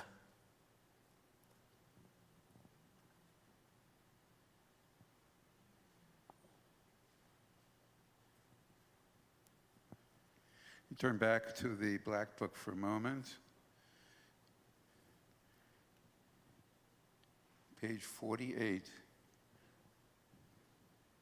Eli Tzion ve'arecha kemo isha b'tzirecha v'chivtu ala tagoratzak al bal neurecha alei almon asher nitash בהשמצון הדרך ועל ביאת מחרפל בתוך מקדש חדרך אלי ציון בהרך כמו אישה בצירך וכיבתו לה חגורצק על בל נעוריך, עלי גלות משרתי אל, מני משי זמרה, ועל דמם הששופח, כמו מימי יאוריך, אלי ציון ויערך, כמו אישה בצירך, וכיבתו לה חגורצק על בל נעוריך.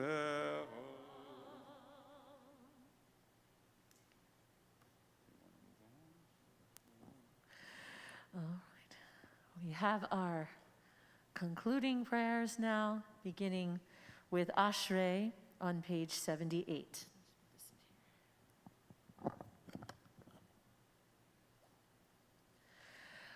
אשרי יושבי ביתך עוד יהללוך סלע, אשרי עם שכחלו, אשרי עם שאדוני לא אהבתי לה לדוד.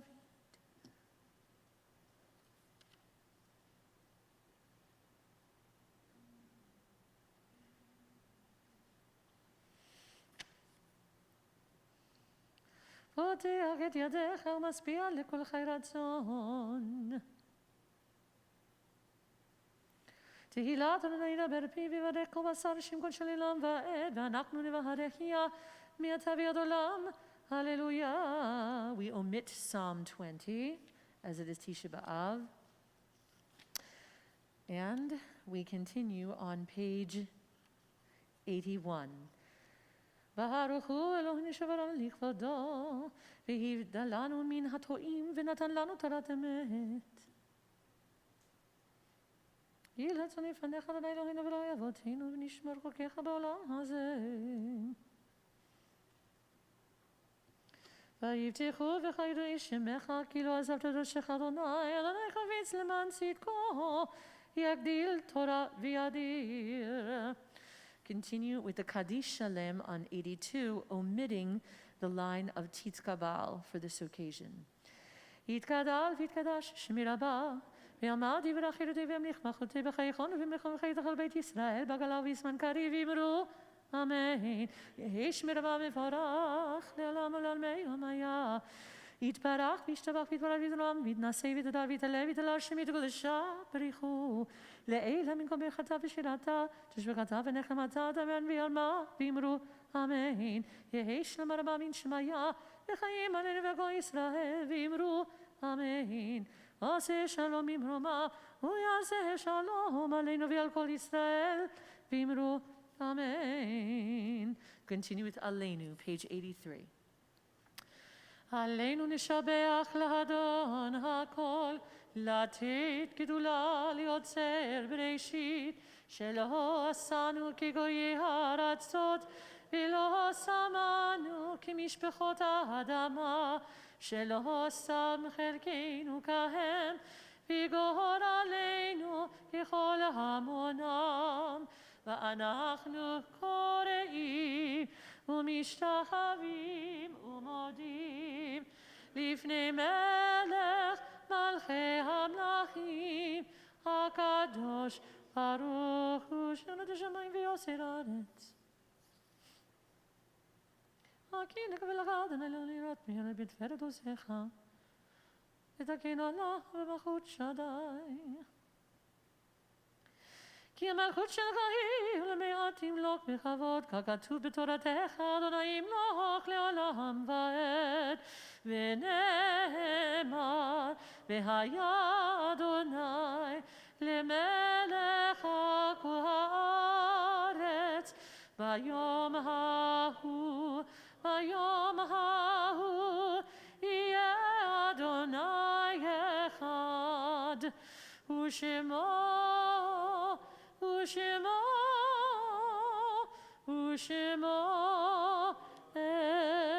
echad. Those observing yahrzeit and mourners continue on page 84.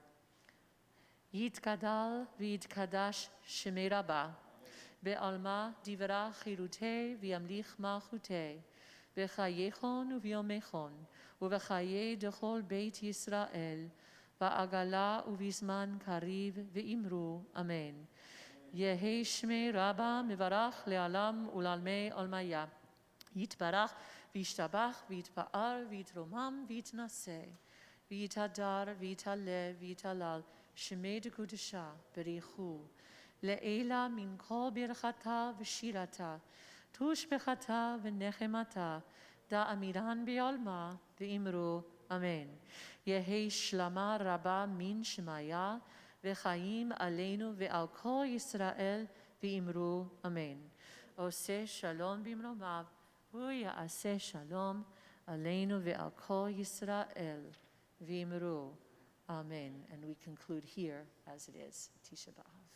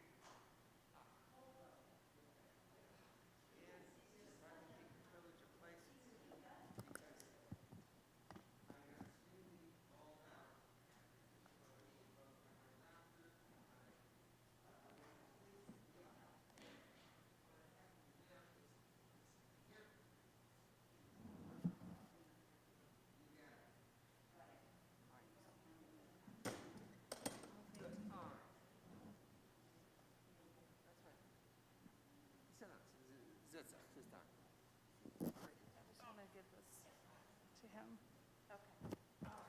Rabbi here. Thank you. All right. So, as we move into the fast of Tisha B'av, we see our mood gradually lighten. And you can't go from mourning to hope in a single jump, but rather this is something that happens and our mourning truly begins to lighten afternoon. But we need to prepare ourselves for tomorrow, because tomorrow is not the 9th of Av, tomorrow is the 10th of Av. And the 10th of Av always means a Jewish future.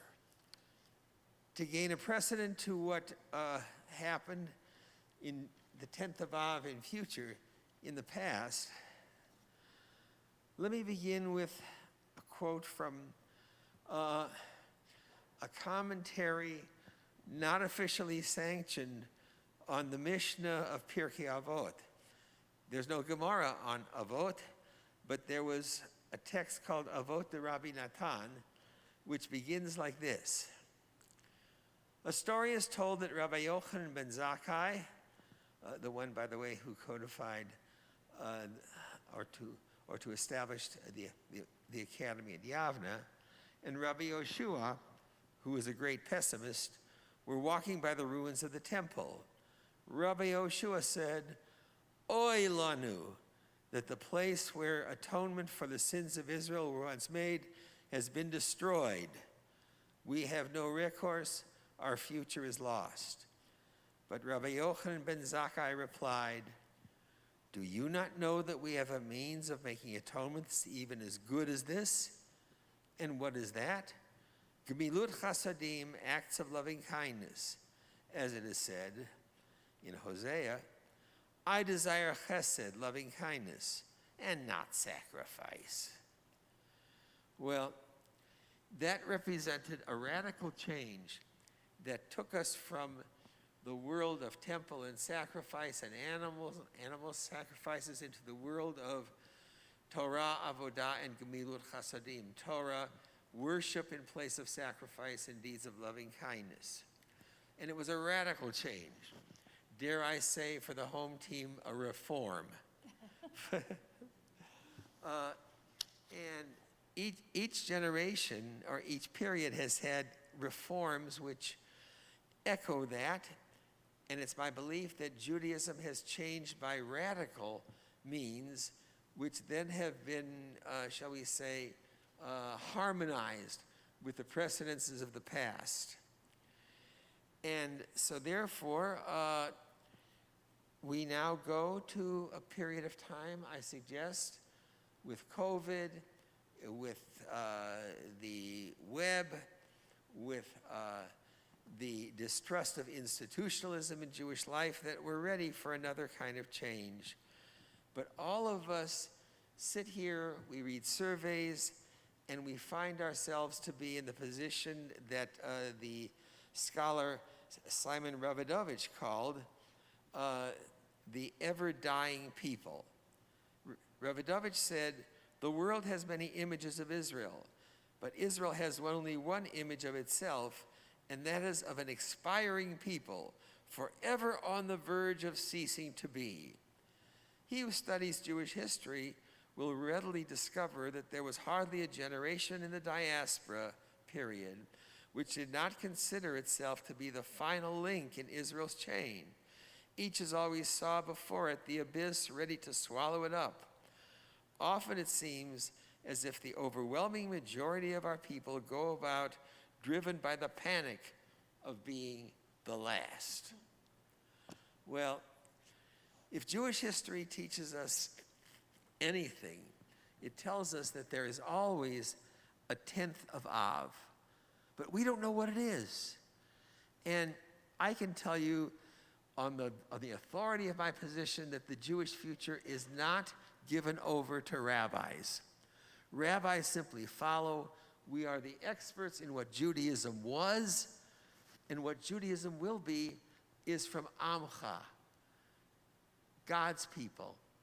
You all you at home, hopefully relaxing and enjoying, those of you who are here to make our minyan.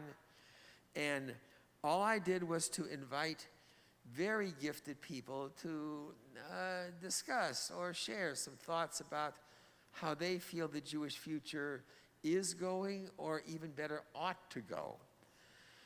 I came up with a matrix of 4, or rather 5 options, and I think they exhaust all the possibilities, unless maybe some of you can think of some other.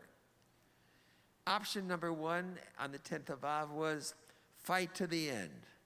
That's Masada, that's martyrdom, that's the Warsaw Ghetto Uprising. We will go down in a blaze of glory, and God will rescue us because of our courage. And that is, as Georges Friedman calls, the end of the Jewish people, but oh, what a glorious end. 2, survive amid dominant culture. That is the option of Hellenistic Judaism and the Sephardic and Ashkenazic and Reform and Conservative and Reconstructionist and Renewal and Modern Orthodox and certain branches of Chabad and the independent Chavurot all exist within.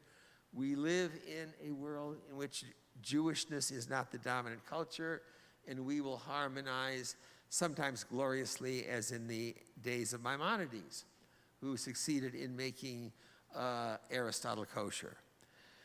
Option number 3, self-containment and internal growth. We make walls around ourselves, and then within those walls we develop ourselves organically, inch by inch and row by row.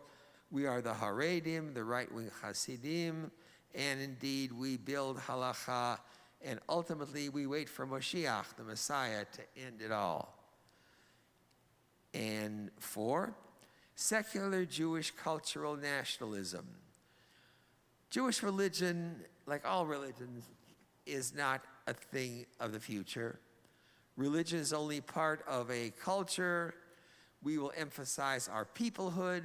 We will become nationalists and nationalism.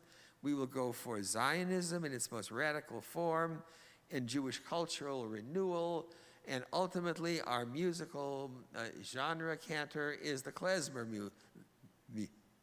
music.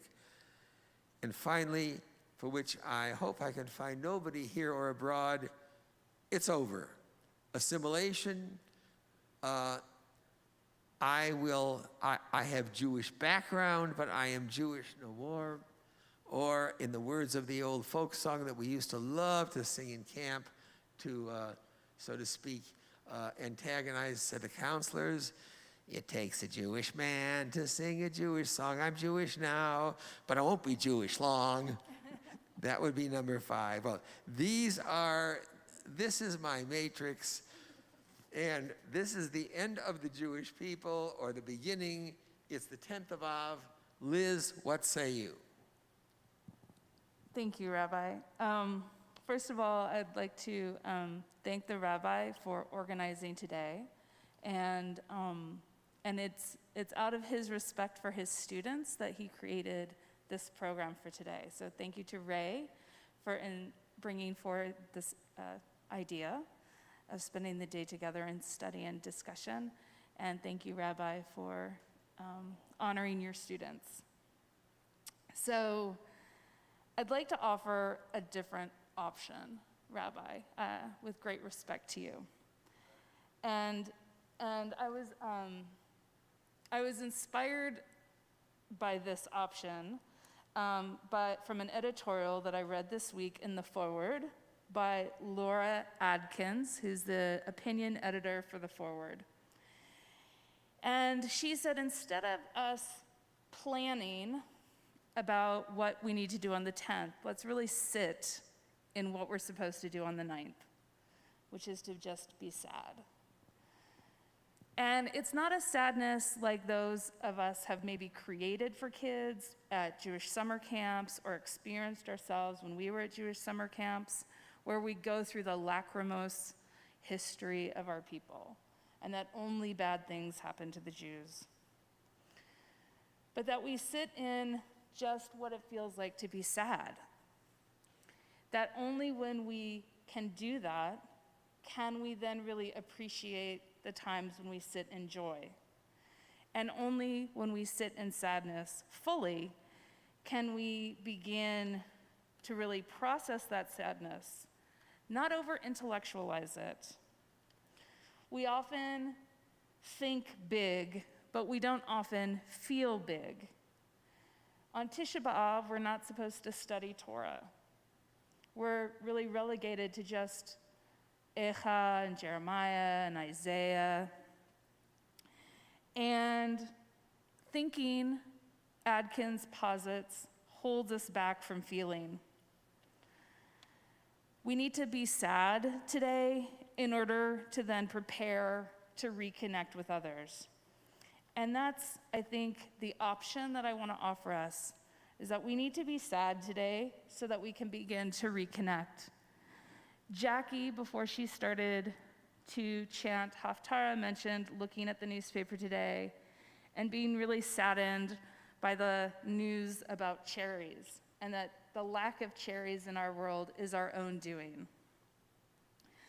And today, I looked at my phone, and the news that I saw was that at the Egalitarian Center in Jerusalem, at Robinson's Arch, the conservative service on Tisha B'av today was interrupted by teenagers who are ultra-Orthodox, who yelled and broke up the service because they didn't want it to happen. And a woman was chanting. And it is just so reminiscent of what we read today in Jeremiah. They bend their tongues like bows. And until we, as the Jewish people, can stop speaking falsely about one another and with hatred towards one another, I wouldn't say that we're at our end, because as you cited, Rabbi, every generation says that. But I would say that we're never going to get to the place of the promise of Tisha B'av. And the promise of Tisha B'av is that it'll be on Tisha B'av that the Messiah comes. Now, I'm not someone who, I grew up Reform, then I joined a Reconstructionist shul, then I joined this shul. I'm really just Jewish. But I think that this idea that on this day of real sadness is when we're supposed to also feel, ultimately, at some point in our history, real joy, has meaning for all of us. We have to sit with the sadness of today. And until we stop speaking with bent tongues about one another, let alone anyone else in the world, things are not going to improve. So that's all I have to say.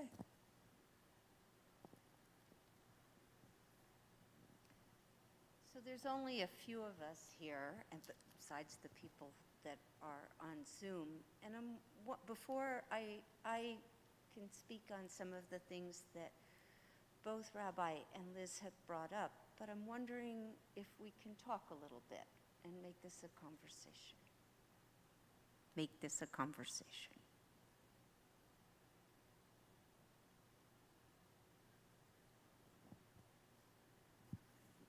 In order for that to happen, all of you, though, because we want to share this dialogue with those on the outside, will have to come up and take the mic, because otherwise your voices will not go out over, especially many who are at home listening.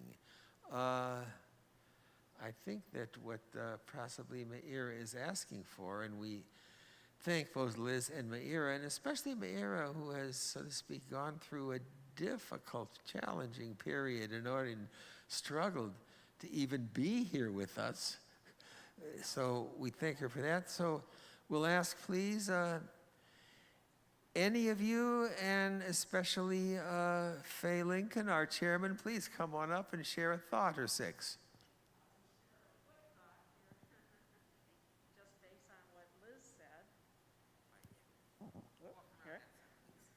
Thank you very much. I'll just share a quick thought here, an ending thought based on what Liz said, and I love what you indicated to us at the end. And I think we can decide to focus on our differences. And if we do that in terms of all of the groups, then we can remain divided, we can generate conflict. Or we can choose, okay, to focus more on our similarities rather than our differences. And if we can identify those shared Jewish values that overarch all the different groups and the divisions that end up taking place, then I think we can truly transcend and transform what we represent both in our daily lives as well as in our society today as well. So I would vote for focusing on the similarities. So I appreciate what you just said, Faye, but I also would put a slightly different spin on it. I would like us to also celebrate our differences, because I think that's what makes the world an interesting place and challenges us and helps us grow, is that, you know, rather than looking at differences as negative, looking at differences as positive. I mean, what a boring world when everything is the same, right? Just think about like when you travel and now you see a Starbucks in every country of the world as a very banal example, but that's boring, that's not interesting. And so celebrating our differences as well as looking across for those similarities, I think is something that really resonates with me.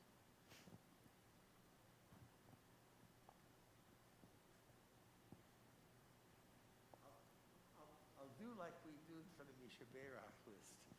Who wants to come up, please?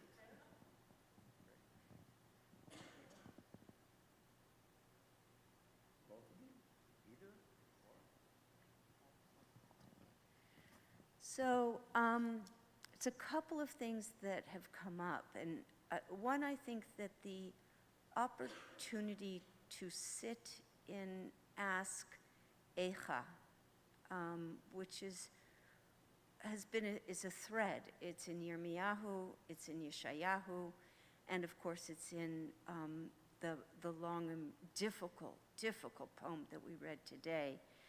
And I think, picking up on what Liz said, it's not how so we can solve it, but it's how so we can sit in it and look at the experience of the rupture. Tisha B'av is a moment where we stop and acknowledge the great ruptures. We don't Yeshayahu that we read yesterday in the Haftarah, it offers some solutions. It's really beautiful, you know. It says, learn to do good. Lilmod he tev. And it's so astonishing. What does it mean to learn to do good? Certainly you know what it means to do good. No, you have to learn it. But just to sit today with the story that Liz gave us, I didn't know of it. It's especially painful because you may know the story of Kamsa and Bar Kamsa. Yeah? People have heard the story. Well, you know, you read it again and you read it again. And I taught it yesterday as part of a Torah study. And I was really struck. It occurs in the Masechet Gitin, which is about divorce. And it's an interesting context to think about as we're looking at relationships. You know, it's really a relational moment that we're in, right? And again, in Yeshayahu, God says, let's come to an understanding. Come. I'll be in a relationship with you, and to think hard about how do you right the relationships, not individually as much because that's the work of Yom Kippur, but the work of Tisha B'av is working relationally within and across communities.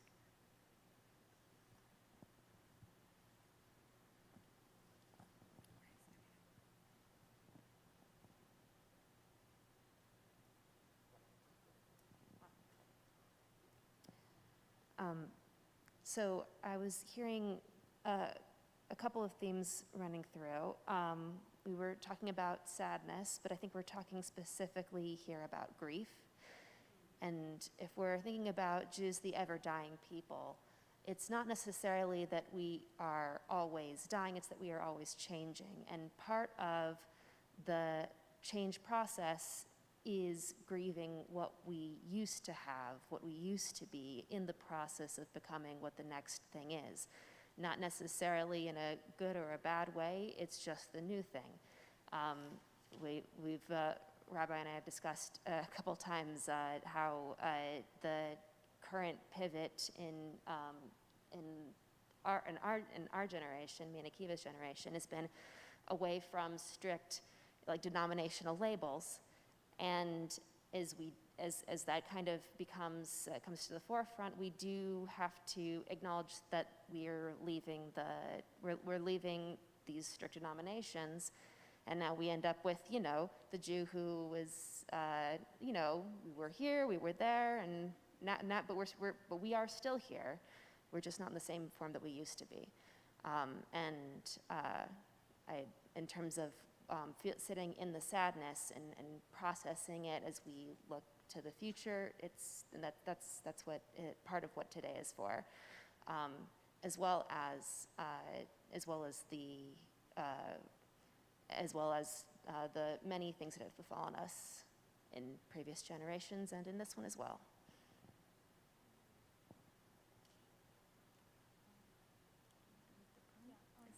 Okay.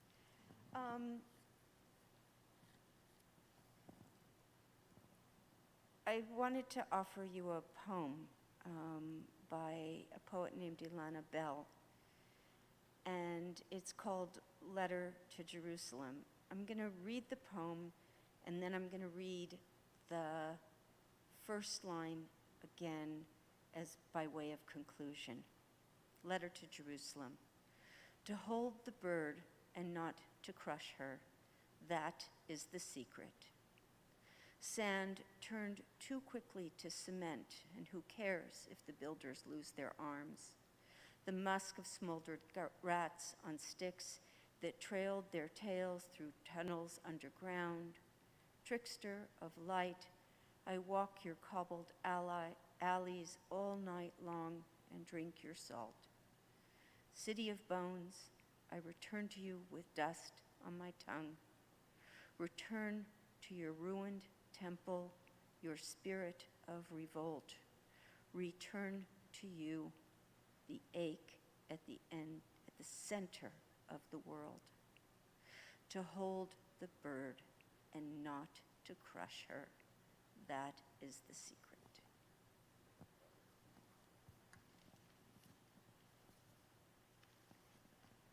All right.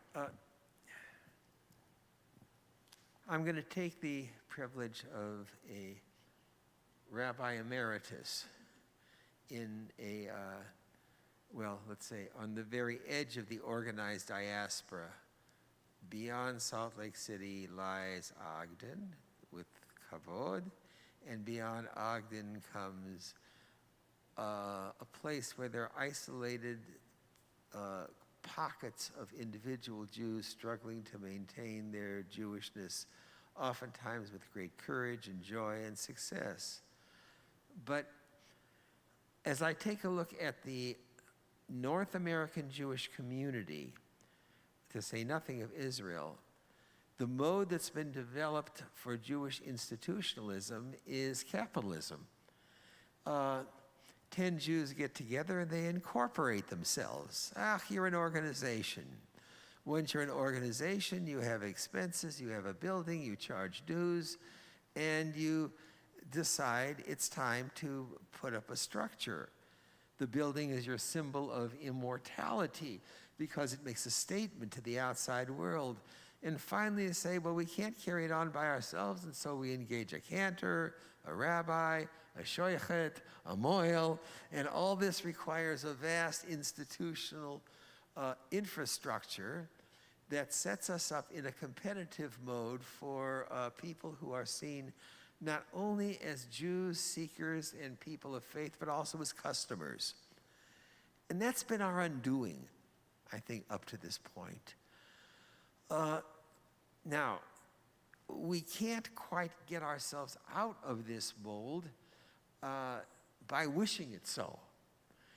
But rather, and here I know I go against many of my colleagues, we have to start giving away the merchandise. And so to speak, finding also ways to establish avenues in which we can talk seriously with people whose Jewish values and Jewish identity are at root the same as ours, but in externals differ from ours radically. How can we begin to talk rationally to people in Chabad, for example, or people in, let's say, Jewish renewal? You know, the drum may put me off, but I got to get to those folks because it's by their cross-fertilization. Never mind, I'll put earplugs in my ear and then I'll talk to the drum. There are limits, after all. But ultimately, it's that need for dialogue that will create a Jewish future. And let's see, that brings me to, I think, my last thought is that ultimately, we're going to have to really get angry at the limitations that our own Jewish identity places upon us. Not only sadness, because any of you who have gone through grief know that well, I don't know, some of you may be more expert in Kubler-Ross's stages. I always forget one of them along the way, but nevertheless, after being stunned and after sadness comes anger, and we have to be angry at the situation that we have, and then we do something to change it. And that requires confrontation of all the institutions that surround us. We have to ask ourselves, for example, and I'll just throw out some examples here. Why can't the Megillah school teach Hebrew seriously with verbs and conjugations so kids will come away knowing the language is a language? This isn't religion, it's language. And that will provide a bridge. Why can't Chabad give individual autonomy to its message rather than dealing with, let's say, something from, let's say, a franchise that is from 770? Why can't Kol Ami stop being so amorphous and being so afraid to mention topics that are confrontational that we end up satisfying no one? And why can't the Jewish Community Center spend more of its reserves in promoting top-flight Jewish scholars, as only they and the Federation can do, in order to bring, let's say, people like, let's say, Jonathan Sachs right here to Utah because we can do it because they have the muscle to bring it here so we can learn from the best. Yeah, a blessing. Well, that's a challenge. Okay, fine. I'll grant that. You get the point. You get the point.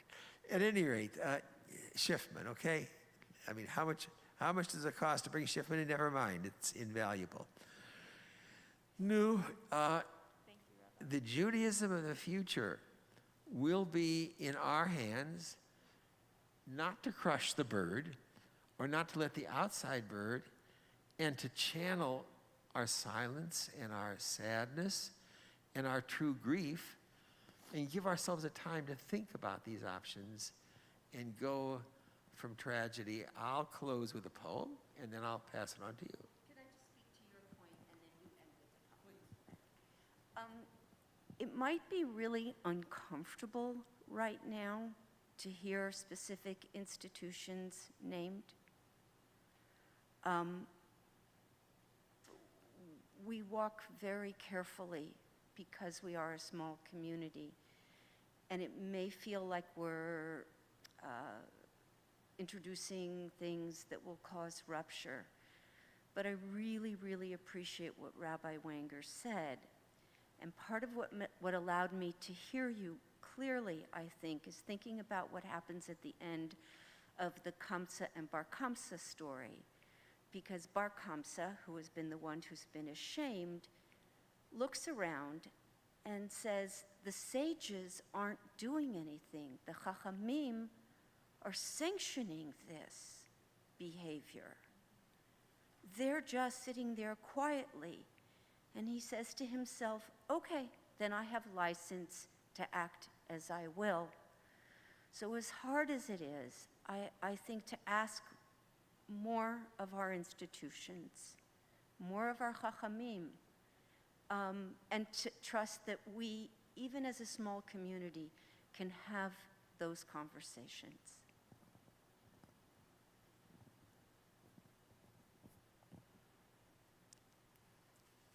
My father, viewing earth's worn togs, said things were going to the dogs. His father, in his house of logs, said things were going to the dogs. His father, in his simple skin togs, said things were going to the dogs. There's just one thing I have to state. The dogs have had a good long wait. And now it's our honor to go from the particular Jewish future to the universal problem of exile.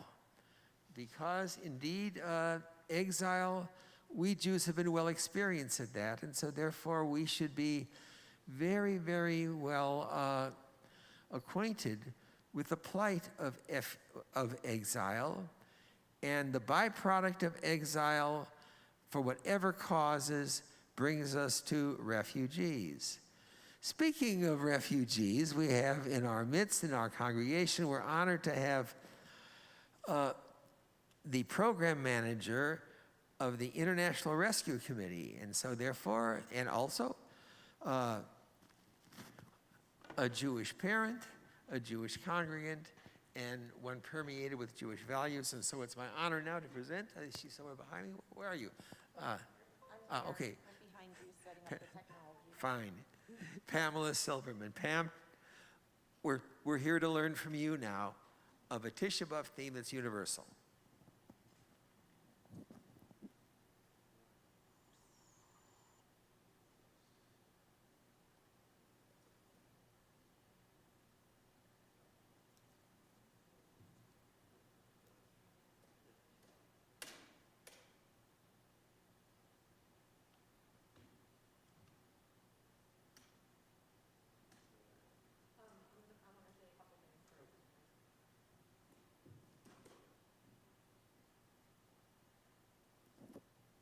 So, thank you. I'm Pam Silberman.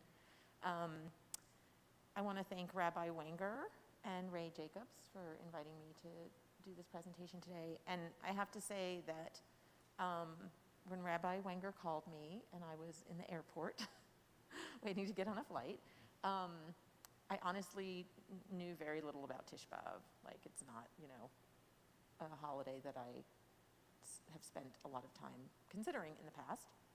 So it's been really interesting to learn more about it and to do some research and talk to Ray and have some really interesting conversations. A lot of the themes really resonated with things that I care about, and I think the discussion we just had with Liz and Mayra and Rabbi Wenger was really, really interesting.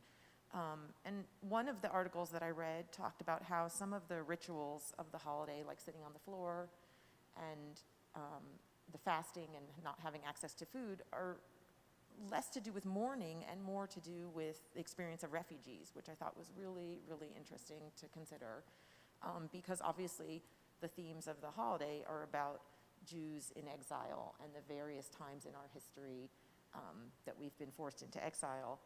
And I think the other themes that really resonate with both my work with refugees, but things that I care passionately about, are the ideas that it's the failings of society and baseless hatred that have led to the suffering. And I think that's something, again, that we can consider. What is our role in that, and how do we address those things? I think there are a lot of things that, as I talk to you today, that I think I'd love for us to consider is, exile is part of the human experience since basically we've been in societies. as a result of war, intolerance, natural disaster, now increasingly climate change. And as Jews, we have a history of exile, right? And how does that history as Jews and as part of the human experience allow us to connect to and support the victims of exile in our own community that are here residing, refugees? And also, you know, how do we address the causes? What is our role in addressing the causes? Whether, again, it has to do with intolerance, hatred, or climate catastrophe, right? What is our role? Because not just sort of sitting by and observing from a distance, but thinking that it connects to our own history, even if the people that are today exiled are not necessarily Jews or people that we can connect to or find, be challenged to find similarities to.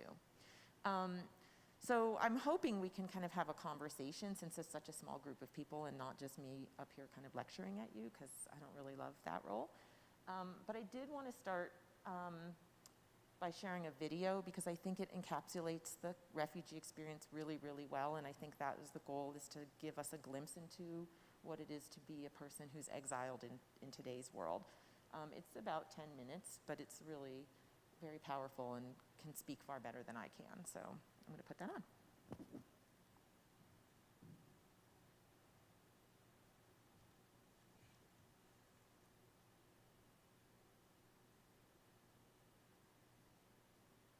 I hope the sound is working.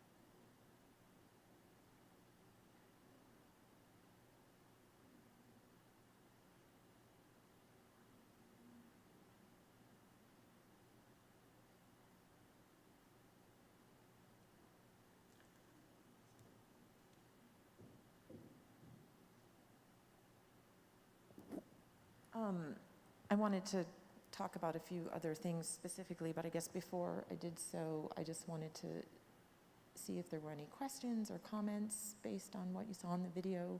I think you have to come up here, Faye, because we're on camera. So. The question that I have is, with so much immigration that's going on here in the United States from different cultures, how does a couple like this, a family like this, actually get selected as a refugee to come to the United States? Yeah, it's such a complicated process, and I'll talk about a little more detail about it.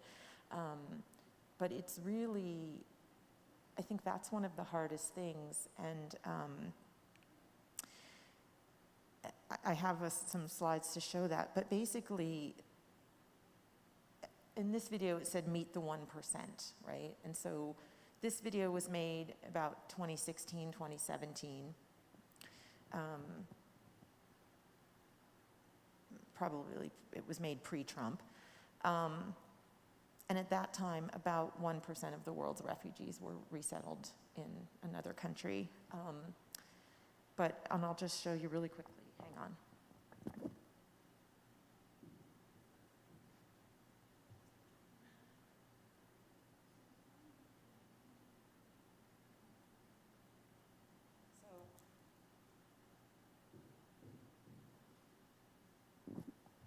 I want you to see this graph because today there are about, well, let's say in 2019, there were about 80 million displaced people in the world, forcibly displaced for a variety of reasons. About 26 million of those would be classified as refugees. And in 2019, 108,000 were resettled in a third country. So that's not even 1%. So when this video was made, it was about 1%. We've seen a precipitous decline during the Trump years and also because of COVID. In 2020, 34,400 people out of 26 million were resettled.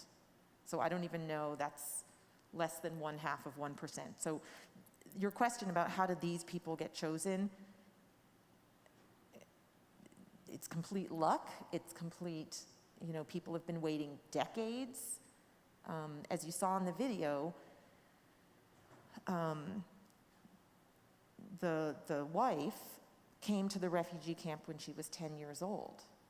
And the husband was born in the refugee camp, which means that they were there for decades, right? Because they're in their, 30s now.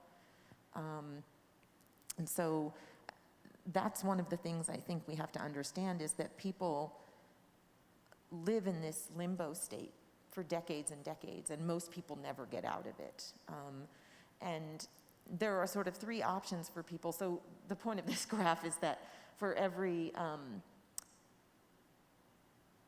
500 people that are displaced, 237 of them are refugees, and one of them will be resettled. So that's kind of to show that winnowing down. So there are kind of three options when people are displaced. One is repatriation, right? So maybe if things improve, they can go back to their home. Like a good example would be with Rwanda, when people fled over the border, but some people were able to return when things improved in Rwanda, but lots of people didn't, and lots of people were in refugee camps in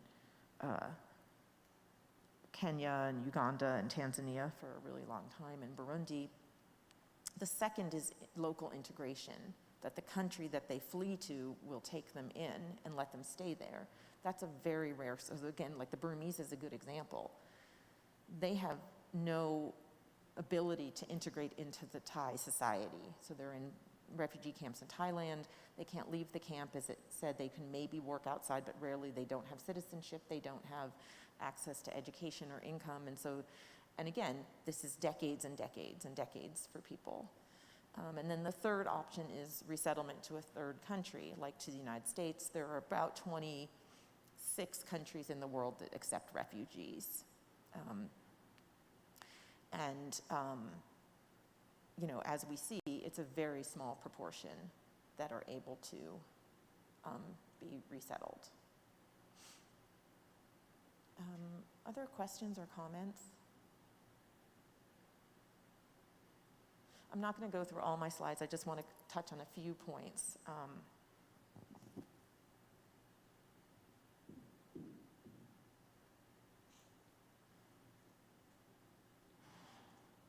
So I did want to give an illustration of the U.S. history of refugee resettlement, because I think this is really important. So the refugee resettlement program began officially in the United States in 1980. Although we accepted refugees prior to that, we just didn't have like legislation and a policy where we were setting numbers for refugee admission. So the blue line is the annual ceiling. The president sets that number. It's called the presidential determination. And then the orange line is the number of people who actually get admitted. So you can see in 1980, it was around 235,000 was the limit that the president had set. And then we admitted around 210,000 refugees. And you can see it ebbs and flows over the years based on the economy, based on the politics of who's in office. I'll have us go forward to the 2000s and look at 2001, 2002, where the orange line drops precipitously. Anybody tell me why that is? 9/11, right. And so obviously after 9/11, we stopped admitting refugees, but then that number rose again. And then you can see if we jump ahead to 2016 is kind of the only time, other than like 1992, it looks like, where the number, the ceiling and the number of people admitted actually aligned. And that was in 2016, the last year of the Obama administration, where 85,000 refugees were admitted to the United States.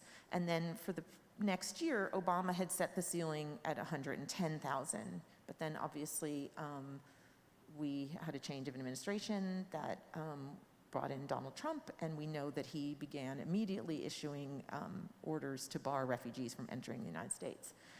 And so then in the years following, not only did the number of admitted refugees drop, but the ceiling set dropped. So it went from 85,000 to 45,000 to 30,000 to 15,000 in the last year of the Trump administration. And in 2020, the US admitted 11,000 refugees, which is lower than even after 9/11, where we admitted about twice as many. So even when there was really good cause after 9/11, we admitted far fewer refugees, half of that number. Obviously, COVID has really complicated things as well. But also, one of the biggest challenges has been that the State Department and the infrastructure for refugee processing was basically decimated during the Trump years. And then COVID's made it complicated because needing to do interviews in person and the countries where refugees are, and there's no access to vaccines. But you know, things are on the upswing. For this year, the Biden administration had set a number of 62,500. We're not going to reach that at all. We're getting into the final quarter of like our fiscal year only goes till the end of September. So, but we're seeing a lot more people coming in. I think the other thing that had changed a lot, and I'm just going to pull up another slide.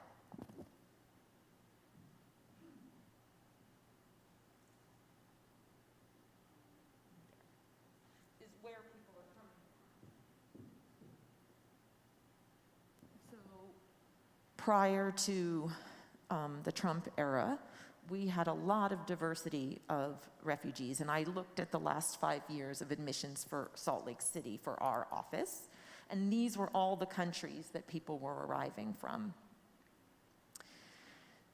During the past, up till now, since Trump took office, basically there were only people coming from Afghanistan,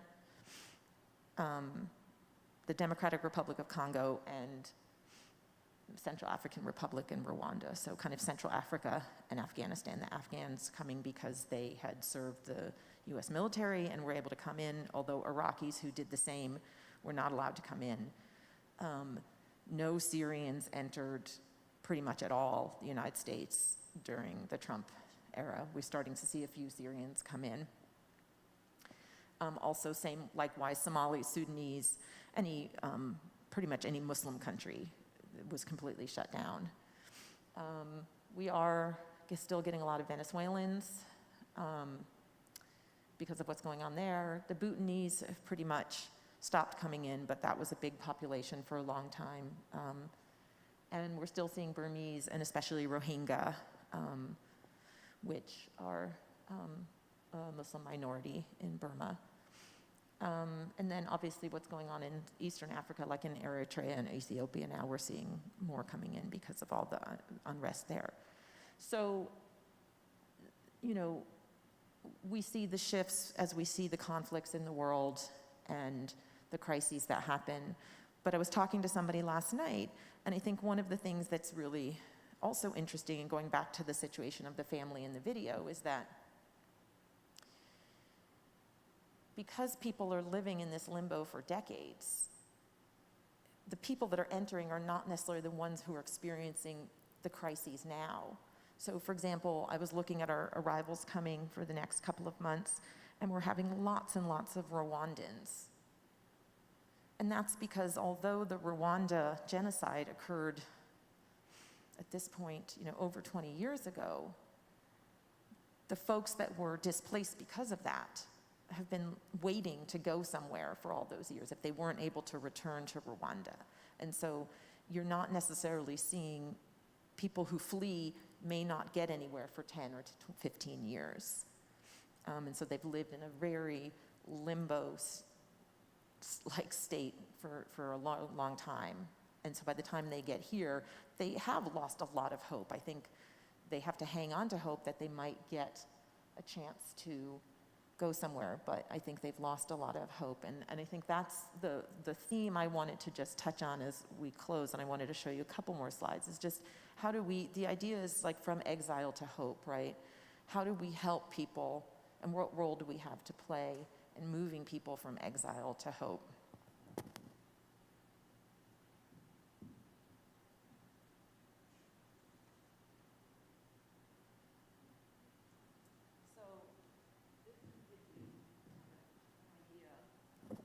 Of the journey. So people flee their homeland, they need to seek refuge. And they embark on a perilous journey. A young woman I know walked for 8 days by herself from Eritrea to Sudan, and then ended up in Egypt. And so, you know, I don't think I could walk somewhere for 8 days through, you know, unknown territory without food or water. And then you register with the UN High Commission on Refugees, and they're the ones that determine if you meet the criteria of having a well-founded fear of persecution based on race, nationality, social group like gender identity or sexual orientation, political beliefs. And so they determine whether you actually meet that criteria. And that can be, like we said, that you're in sort of seeking refuge for up to 20 years or more. And then your case has to be processed, and they have to determine if you're eligible. You have to go through interviews and background checks and medical checks and all kinds of screenings. And then eventually informed of a travel date, which for many people we had in March. So right after Biden took office, we were very optimistic to start to see refugee arrivals, and they started giving us cases. And then in March, every single case was canceled. And those people haven't come. Like the people that are coming now are not necessarily the people whose cases were canceled in March. And it gets back to your question, Faye. I don't know what happens overseas, honestly. And so, you know, these people had hope that they were going to be coming. They were scheduled for flights, and then everything was canceled because of the crisis at the southern border and the sort of optics of letting in refugees when we had all these issues at the southern border that people were upset about, but also because of COVID and because of the lack of infrastructure overseas as well. And then people attend a cultural orientation overseas to give them some glimpse into what to expect in the United States. And then they travel to the United States, they participate in lots of activities, trainings, and stuff that we have to do for them. I think some of the things we want to think about in terms of what the experience of refugees here in the United States is that they're required to take the first job that's offered to them, regardless of how much it pays or if it's a job that is meaningful to them. And this was a real shocker to me when I started working for the IRC. The money for their flight is a loan. They arrive in the United States with debt. They are required to pay back the travel loan and start paying it back within 6 months of arrival. And that can be tens of thousands of dollars for a large family of 8 people. So that was really one of the things I was like, oh, we're setting people up to be in poverty and to stay in poverty. And then they can apply for a green card within 1 year. But they are legal permanent residents from the moment they arrive in the United States.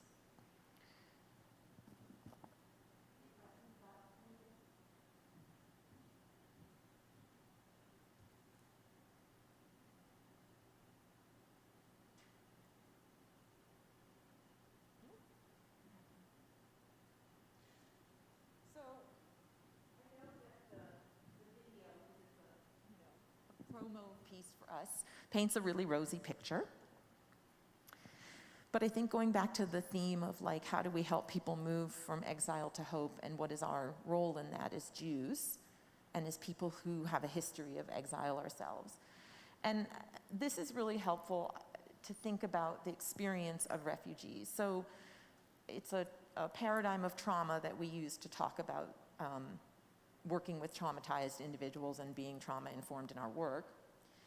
But you think about the reason why people have to flee in the first place, all the things that happen to them that force them to become exile in the first place, whether it's the violence and persecution, torture, harassment, and then the consequences of that, whether it's lack of medical care, separation from family, living and hiding, those kinds of things. And then that's before they flee. And then on the flight, when they're going from their home to wherever they end up, lots of things, traumatic experiences can happen as well. People are in fear, they're exploited, they experience violence again, they're separated, they live in unsanitary conditions. There's a lot of uncertainty about their future, as we mentioned. And then I think the thing that we forget about is for those few that do arrive here in the United States or in another country, it's not all, bread and roses or whatever the expression is. It's very difficult to be here because very often they experience discrimination. They are from, they're primarily people of color, Africans and Asian and Middle Eastern.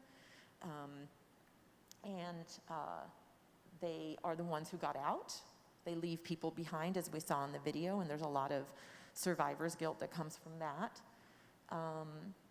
There are families that are separated frequently. We had a case where it's an Afghan family, mother, father, and 3 young children. Something happened when they got to the airport to come, and the mother's visa wasn't in order, and she got left behind. So the father was here alone with 3 young children, not knowing how long it would be till his wife arrived. She did arrive about 6 months later, so that was really good. But that's a very common thing where families are separated, and so some get here and some don't. People live in poverty here in the United States because I mentioned they don't speak the language, they may have no previous job experience. If you grew up and lived in a refugee camp your entire life, you don't have any meaningful job experience. And so you come here and you have high expectations, and a lot of people are really disappointed. They're really, life is really hard here. And it is hard here, and Rabbi Wenger was talking about like capitalism. Like people coming here and everything is about money. You have to pay for everything. You have to pay for your transportation. You have to pay for your housing, your water bill, your garbage bill, your food. So it's very challenging. And so there's a lot of, it's sort of a trauma on top of a trauma on top of a trauma that individuals experience. And yet we still want people to be hopeful about their prospects and about the lives that they're building here. And this is kind of an interesting way to, trajectory that we see people on, is that at the beginning, the arrival, it is kind of a honeymoon phase. People are happy to be here. They feel safe. They feel welcomed. They feel happy to be here. And then reality sets in. And then there's sort of two paths that people can take, and there's not mutually exclusive. Some people probably waver between them, is that people start to have positive adjustment. They negotiate with that reality and they integrate into the community. And then, or they become alienated and kind of more of a negative adjustment and become marginalized. And again, I don't think these are mutually exclusive. I think people can waver between these two. But I think that's where we have a role as the welcoming community and as Jews who have an experience of exile ourselves, is how do we help push people onto that path of negotiation and integration? What is our role in being a welcoming community? How can we do that when we have refugees in our own community here in Utah and in Salt Lake City? And as people who, we don't have the current experience of exile, although we do have refugees within our congregation, but we have that history of and that sensitivity to it. So I think that's just the final question, you know, that I would pose and be interested to hear from others is, you know, what is our role in the refugee journey from exile to hope? How can we play a part in that, either as individuals or as a community?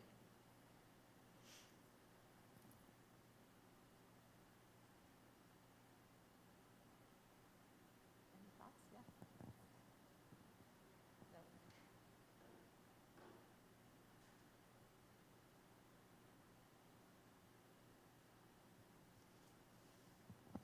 I mean, based on the way you were charting things with political moments, I think it's how we react collectively and individually to political moments, whether it's voting or funding or donating or protesting, marching, all those kinds of things. What we do with our political moment seems to play a significant role. That graph is very illuminating. Yeah, I think that's really a good point, is that we can be welcoming in the sense of like when you meet a refugee, but then there's this larger political context that it really operates, and being aware of that and engaged in that, I think is really important. And I think the other thing for me, and this is a harder question, is like, how do we, and this kind of ties back to the themes of the holidays, like so much of why people are refugees has to do with this baseless hatred, it's this intolerance that exists in the world and has existed for millennia. And Jews, again, have experienced that, right? What role can we play in making that not be, to minimize that in the world, you know? Because I think the larger question, as we saw at the beginning, so few people ever make that journey as refugees to ultimately a safer space. And so we need to stop the reason people have to flee in the first place. And that's a much harder question, but that's something I think about a lot as well. Because, you know, not to minimize what we do, but we're kind of a Band-Aid, right? Like, we're at the end of the pipeline providing support for people who've made it out, but there's tens and tens of millions of people who don't. And how do we stop that from happening? And it's only, truthfully, I mean, not to be a downer, but you know, it's a sad day. It's only going to get worse with the climate crises that we're seeing, right? The prediction is that many of the refugees in the future will be climate refugees. And so that's something we really need to think about too.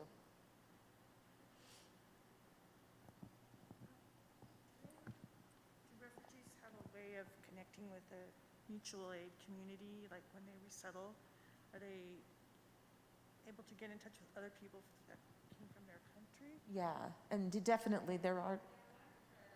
Oh, the question was, thanks. The question was, is there any mutual aid societies? Like, so when refugees come, are there people from their own community that they can connect with? And yes, there are definitely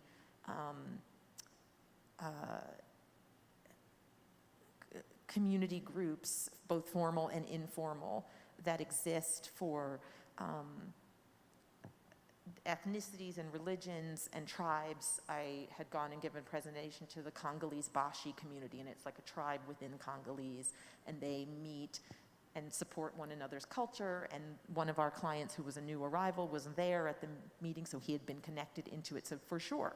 But in some cases, people don't want to connect with their community. They really are trying to get away from it because they had such negative experiences of persecution by people from their own internal group, and again, not dissimilar to what we talked about in this holiday, and so they're looking to connect with the larger US community. So it's very diverse in people's experiences. But yes, even in Utah, we have a lot of ethnic community organizations, refugee community organizations that provide welcome and support, and we really try to link them up with those. Yeah. Other questions or comments? Great, well, thank you so, oh, go. I had one last question. I guess it kind of ties in with what the panel discussion was about, and that is, because you said integration in the graph, and that's kind of a necessary piece, it seems like, of refugee success or happiness or hope. I'm wondering what balance do you see as necessary for people here already living here and also for refugees coming here? What balance is necessary between cultural integration or assimilation versus kind of holding on to cultural pieces of themselves? I mean, I think that's why we like to use the word integration versus assimilation, because I think, like anything, so much of people's identity is wrapped up into their language and their foods and their religious practices or their cultural practices. And so if people lose those, they lose their identity. So I think helping people strike that balance, and it's very, very tricky because just to give some, first of all, as we all know, the children that grow up here are going to be American and may in some cases reject cultural practices that their parents bring with them, and that's a very typical immigrant story, right? That the children kind of reject the language and the food. They want to eat, American food. They don't want to eat the traditional foods. And a lot of the parents really struggle with that, how to raise their kids in a different context. And so we try to give them support in that. Also, some of the, how to balance respect for culture. So one of the things, like a big priority for us at the IRC is gender equity. And in terms of women and men, but also respecting people of all gender identities. And some of those concepts are very foreign to the cultures of the clients that we work with. So one thing that we're doing, for example, is we have a men's engagement project where we meet with men and boys and we talk about what are healthy relationships, how do you become an ally in preventing gender-based violence and sexual violence, right? And we don't sort of frame it that way. We really talk about what does a healthy relationship look like. And it helps to bring out some of these questions because, we have to explain to people, for example, that it's against the law to hit your children or your spouse and that you could end up in jail. Because in some cultures, that's not a prohibited thing. Or like, for example, rape within marriage is a concept that doesn't exist for lots of cultures. And so helping people understand that they're in a different context and that there are going to be some changes they need to make and other things they can hold on to. We constantly are navigating that and thinking about how do we respect people's cultural background and identity and beliefs, but also there are some that are harmful in the view of our culture. And so how do we help people move into norms that maybe are less harmful in the US context?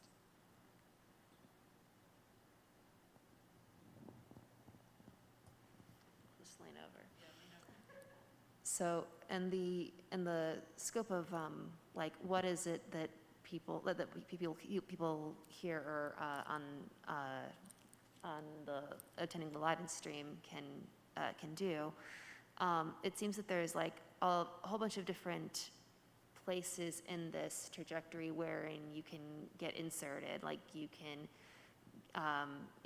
donate to some group involved in like refugee camp maintenance. It's not here or like, you know, at the beginning at the end, but it's in the middle.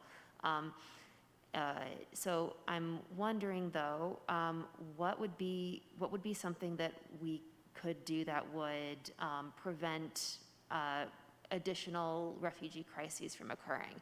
Obviously, they're stopping climate change, but that one's a bit of a hard one. So I was wondering if there were any more concrete examples you could think of.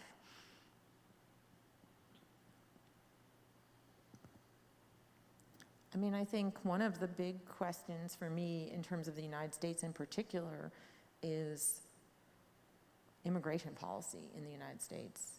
Like what's happening at our southern border and what we're doing about it. I mean, and so kind of going back to the advocacy that you were talking about, like being aware of politics and being involved, I think that's a huge problem. And I'm thinking about like what's going on in Haiti right now and the role of the US in that. And how do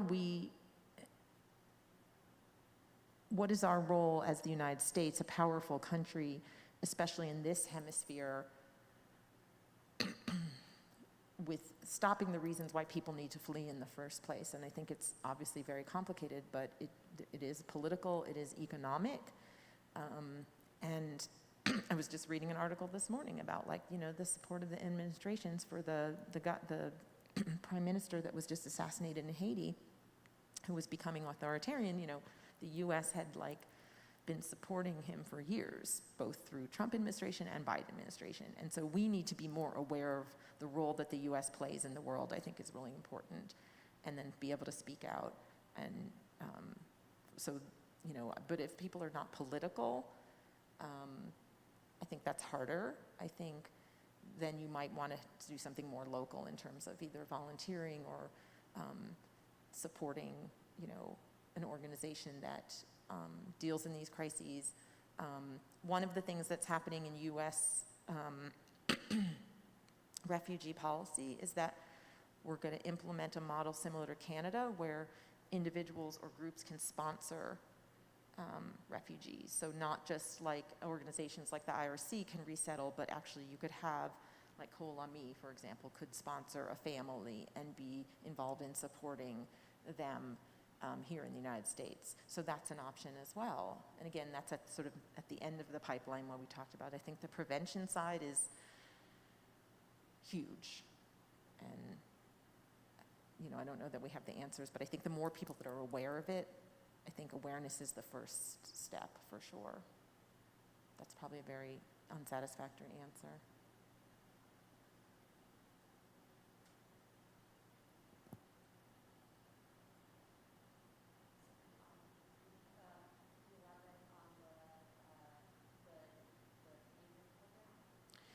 Yeah, so Ray just asked about elaborating on the Canadian program. So Canada has basically, so in the United States, there are 9 NGOs, 9 nonprofits, of which IRC, where I work, is one, that have contracts with the State Department to resettle refugees.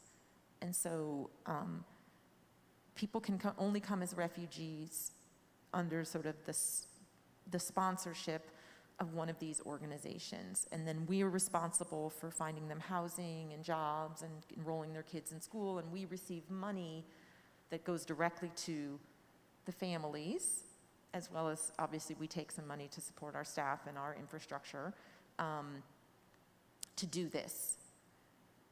And so, but in Canada, you can have either an individual or like a church group or a community group, says, we will sponsor a refugee family.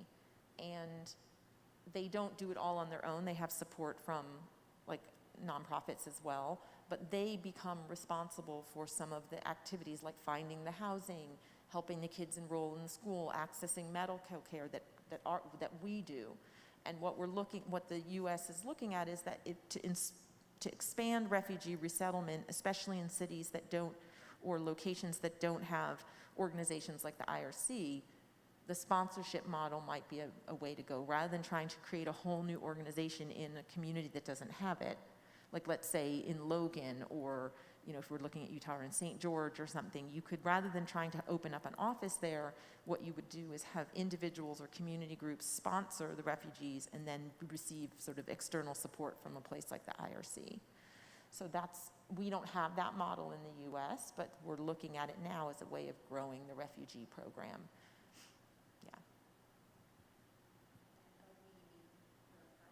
Yes, the Biden administration had issued kind of a white paper about what that would look like when they took office, and said, okay, we have to rebuild the refugee program in the United States. That's part of it, is rebuilding the current infrastructure that was sort of decimated, but also adding on and possibly looking at that sponsorship model. And I think it's very likely to happen in the next few years. So that'll be new. And I think it's tricky, because one of the things that we have to do as professionals is maintain boundaries and not become so involved in clients' lives that they become dependent on us and expect us to do everything for them. And so when you involve individuals, it's a little tricky, because you could have people become too enmeshed in somebody's lives. And how do you keep those? You need to keep some separations, obviously. So it's going to be interesting to see what happens.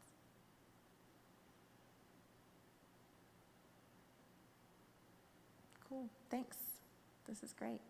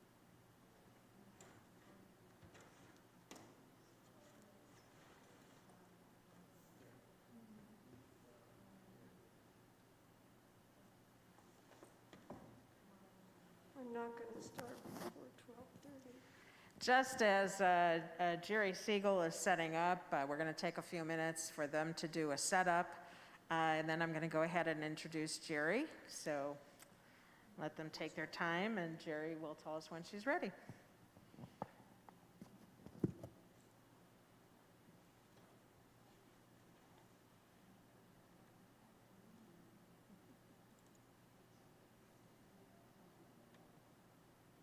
I'll do it.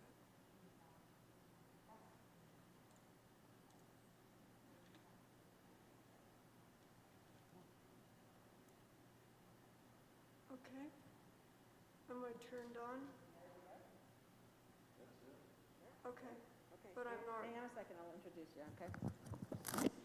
I do not plan on starting until 12:30. And the reason for that is this is live stream and a little different. I hope you can all hear me. We can hear you if you talk into your microphone, okay? A little different methodology with the art. Talk into your microphone. Different artworks will be on the screen, and because people are at home and I want them to be involved as well, there will be a chat column on the right-hand side. And Ray has agreed to keep me abreast of what is being said in the chat. Ray, are you doing Facebook? What? Won't Ray see the chat? I understand that. That's all I'm saying is by not starting until 12:30, the people at home will have an opportunity to tune in. Otherwise, they may lose part of the presentation. So take a break.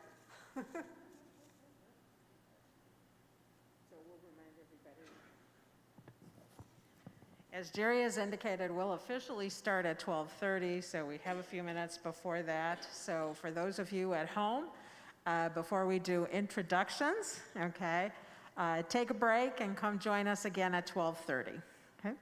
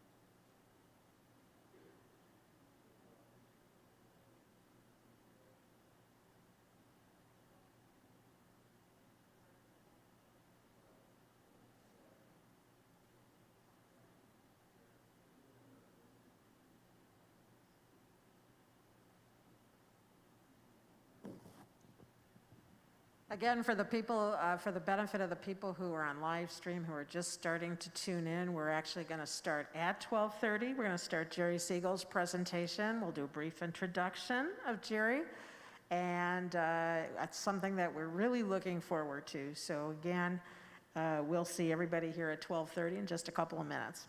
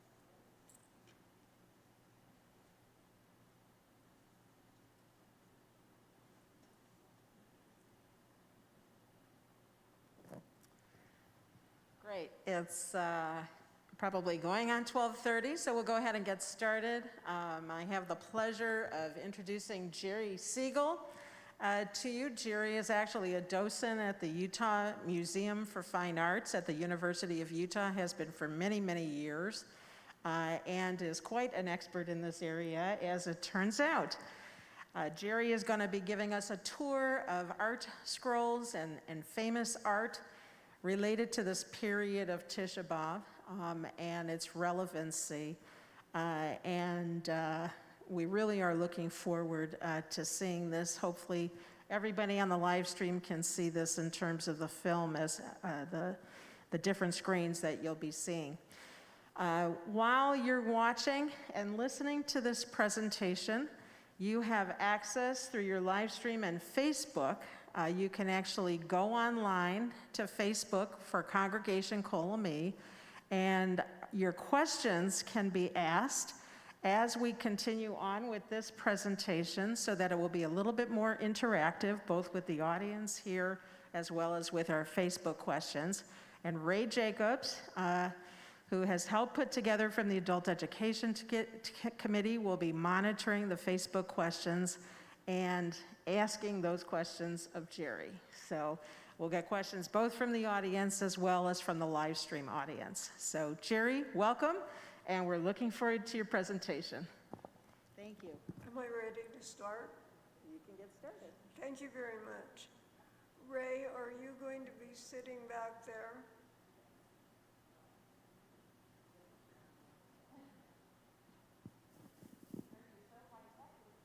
I won't be able to hear you.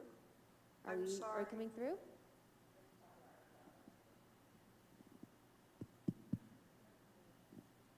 Okay, are we coming through now? I wonder if you mind taking your mask off. All right. Perhaps I'll be able to hear you that way.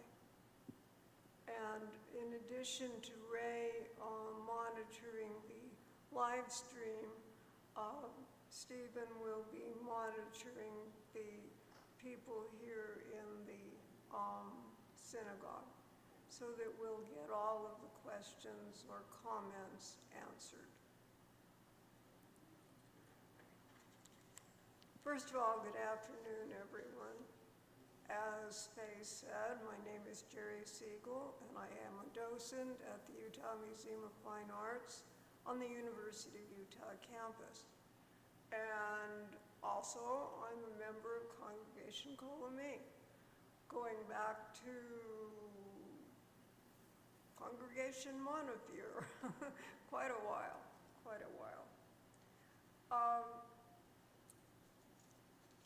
The 3 weeks between the 17th of Tammuz and the Tisha B'av have historically been days of misfortune and calamity for the Jewish people. During this time, both the first and second temples were destroyed, amongst other tragedies. These days are referred to as the period within the straits, in accordance with the verse, all her oppressors have overtaken her within the straits, from Lamentations. During this time, various aspects of mourning are observed by the entire Jewish people. We minimize joy and celebration. No weddings are held. We do not listen to music, nor are there haircuts or shaving. The expressions of mourning take on greater intensity as we approach the day of Tisha B'av today. Agonizing over these events is meant to help us conquer those spiritual deficiencies which brought about these tragic events. Through the process of teshuvah, self-introspection, and commitment to improve, we have the power to transform tragedy into joy. In fact, The Talmud says that after the future redemption of Israel and the rebuilding of the temple, these days will be rededicated as days of rejoicing and festivity.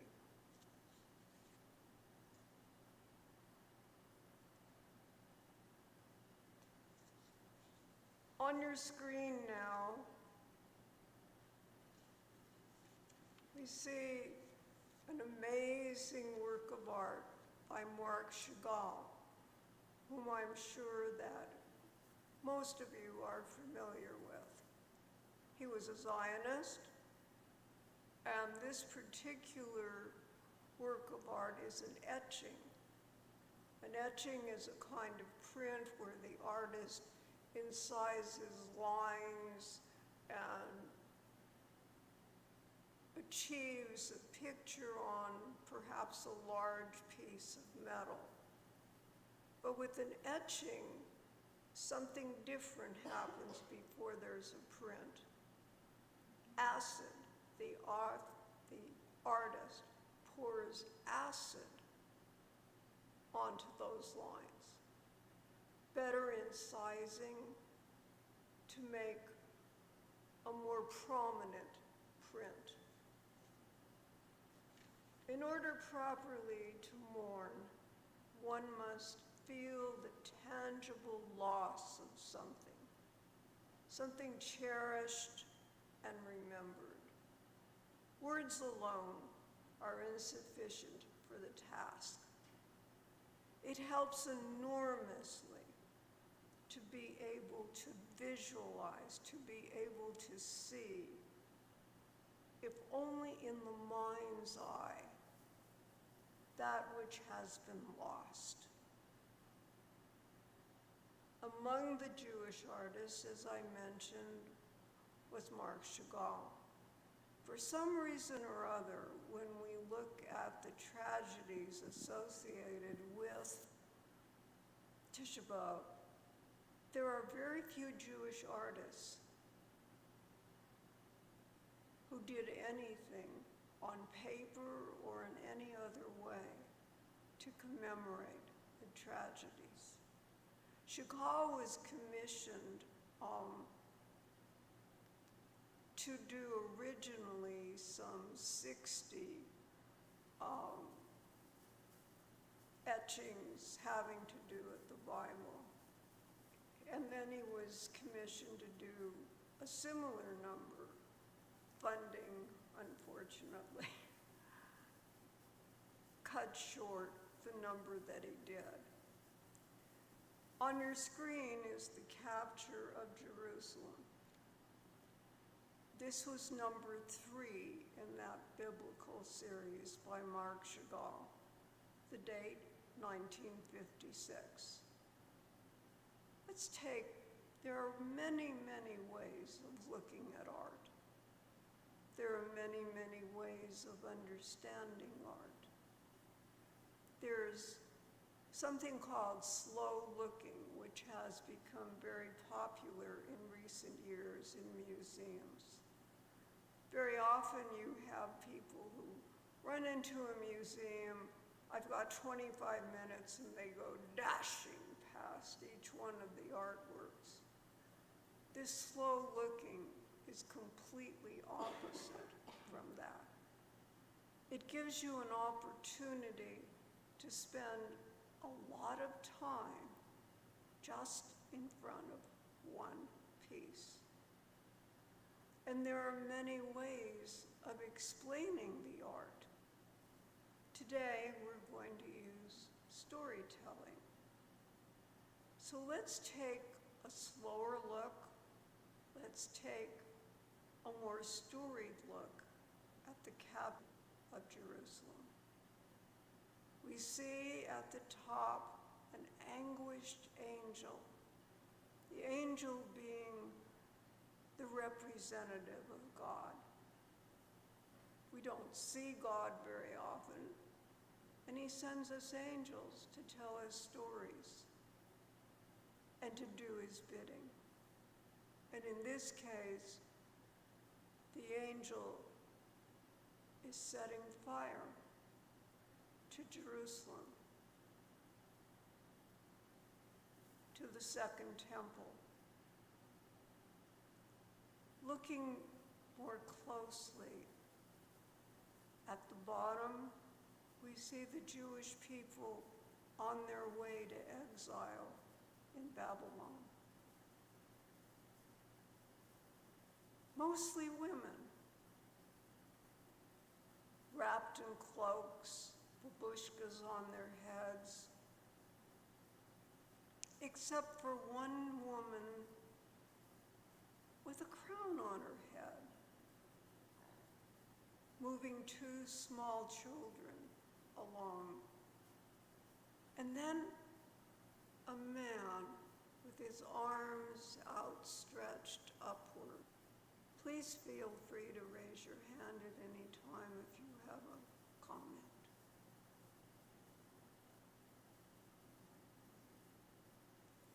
And another destruction of the temple. This time, the destruction of the first temple. This is also a print, like Chagall's.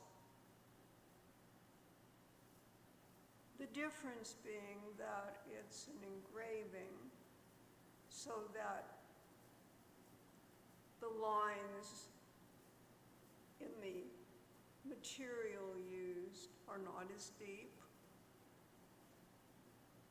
Perhaps this piece is not as dramatic as the Chagall, but there is the ever-present fire, the ever-present fire in the tragedies that the Jewish people have endured. And what do we see? In addition to the fire and the temple, on the left-hand side, a tall, muscular man, crowned, a servant carrying his robe behind him so it doesn't brush the ground. This is Titus, the leader of the Romans. Do you see any Jewish people? Look closely. Take your time. Or is it just the Roman soldiers, muscular, with weapons, moving towards the temple to destroy it? How painful. How painful. And this is what art can do. More than words, a picture, a print. Some people don't think prints are necessarily art, but they definitely are. Question?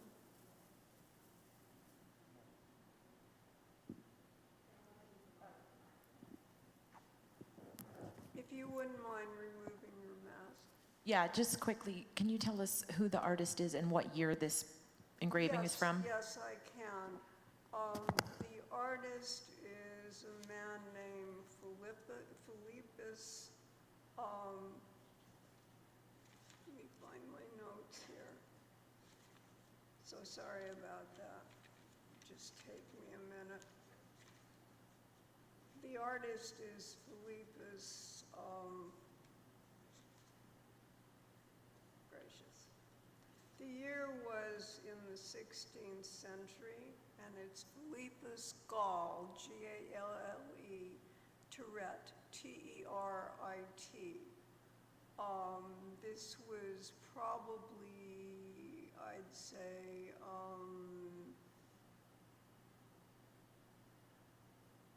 the middle of the 16th century. and Philippus was from the Netherlands, and he had a mentor whose last name I'll spell, Heemskerck.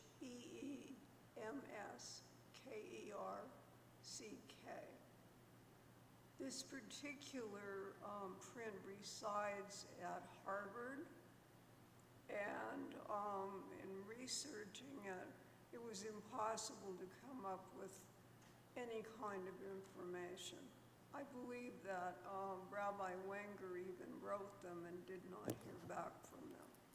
So I think what's interesting in your question about, like, do we see any Jews in the picture versus... I'm sorry. I think what's interesting in your question about do we see any Hebrews, any Israelites in the picture versus the Chagall one is to think about the context of the artist and the time that it was created and Correct. the perspective that they would bring as a Dutch European in the 16th century. So I think that's really, really interesting. I appreciate your comment. Thank you very much.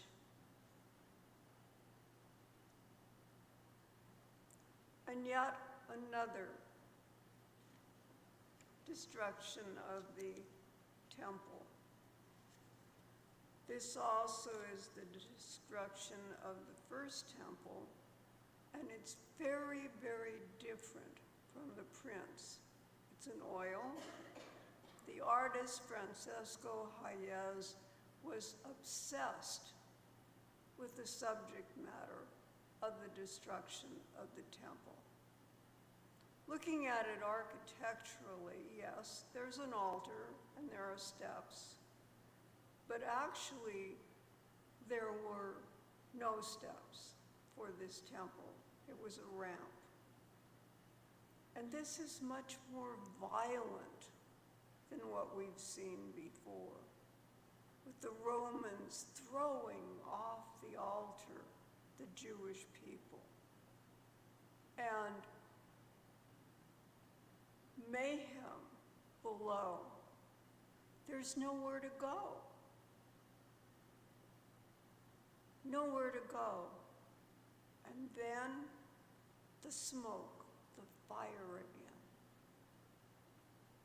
There's a story to that there always seems to be fire, as I said, associated with Jewish tragedy. And if that was not enough, the Romans were stealing. In the lower left-hand corner, they're making off with the seven-armed Jewish golden menorah, adding insult to injury, as it were. It isn't enough that we're going to destroy your temple. It isn't enough that we're going to kill you, we're going to massacre you. We're also going to take your sacred objects.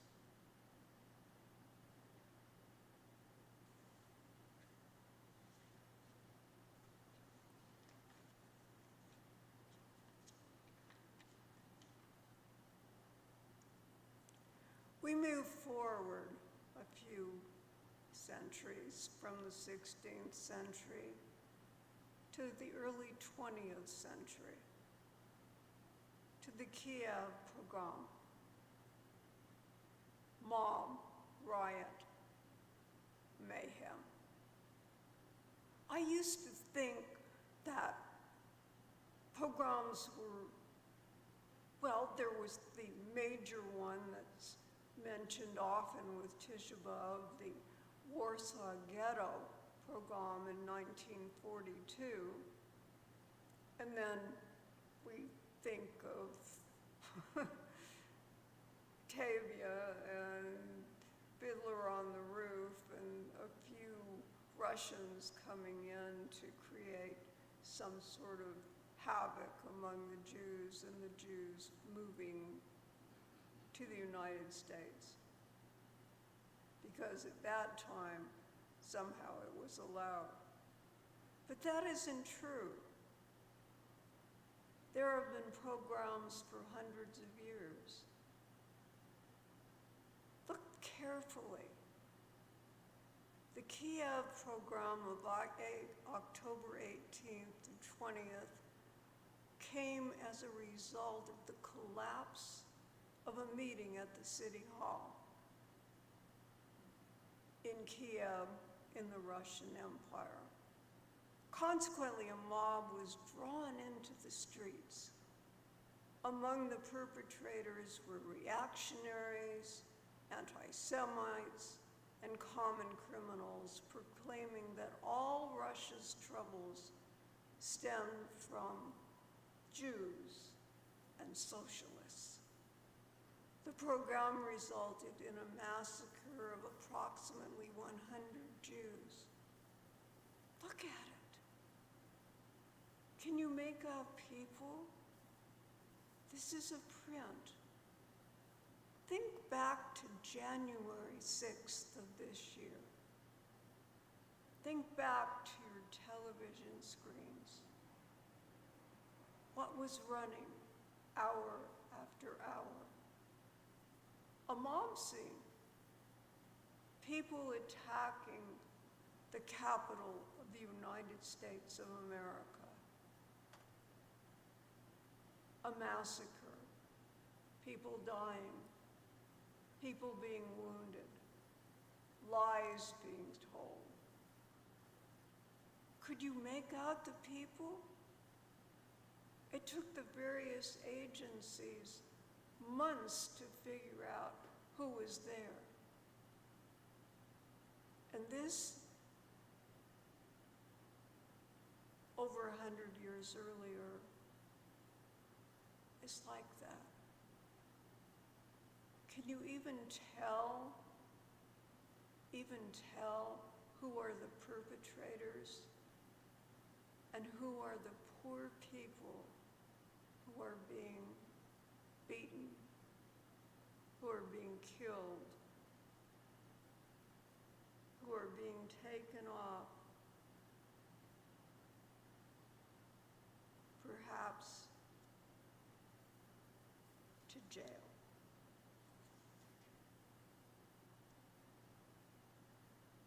Whoops.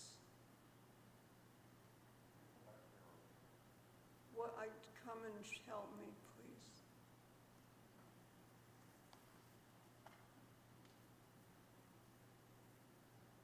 Thank you.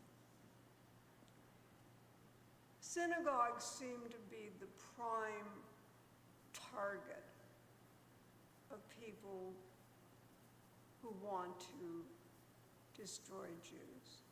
And we now come to a different form of art. Photography.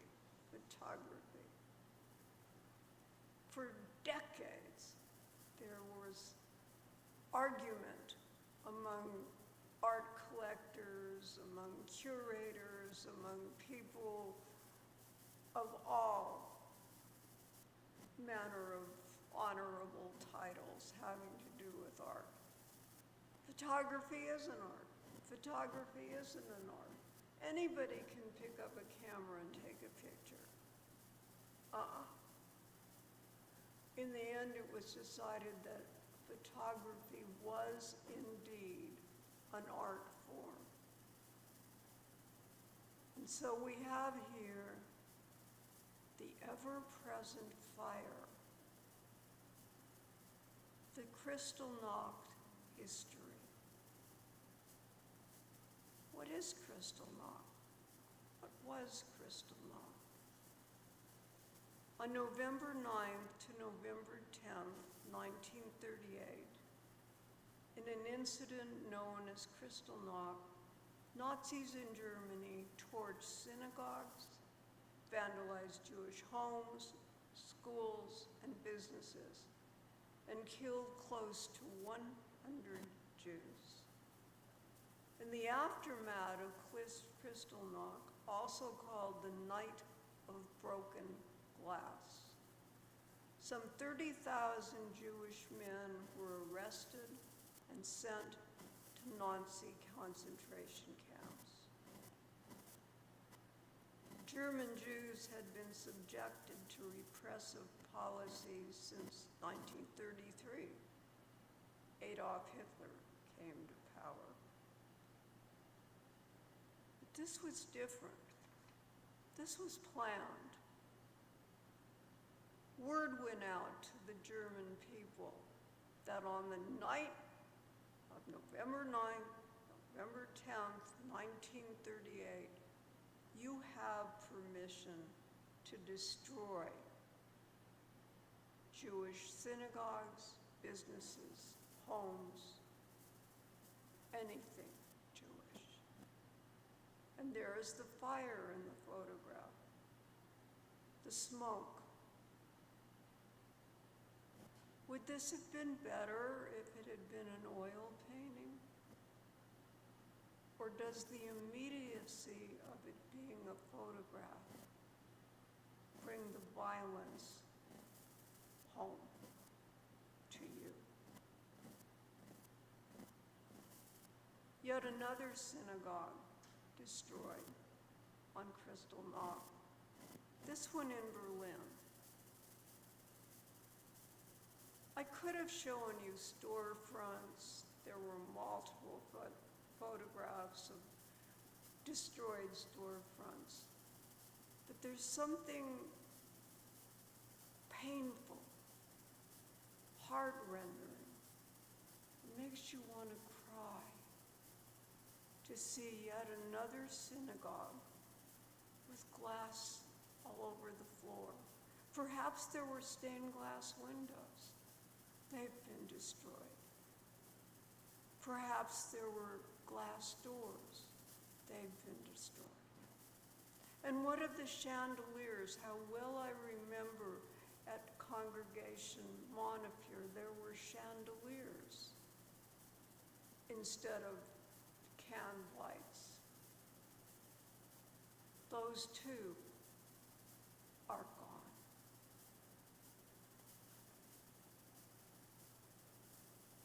I don't know that a painting would bring this pain any more to you than a photograph.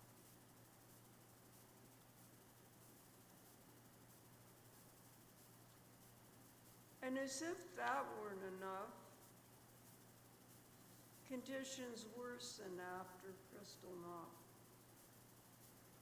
And by the way, speaking of an earlier presentation about refugees, what was the United States response?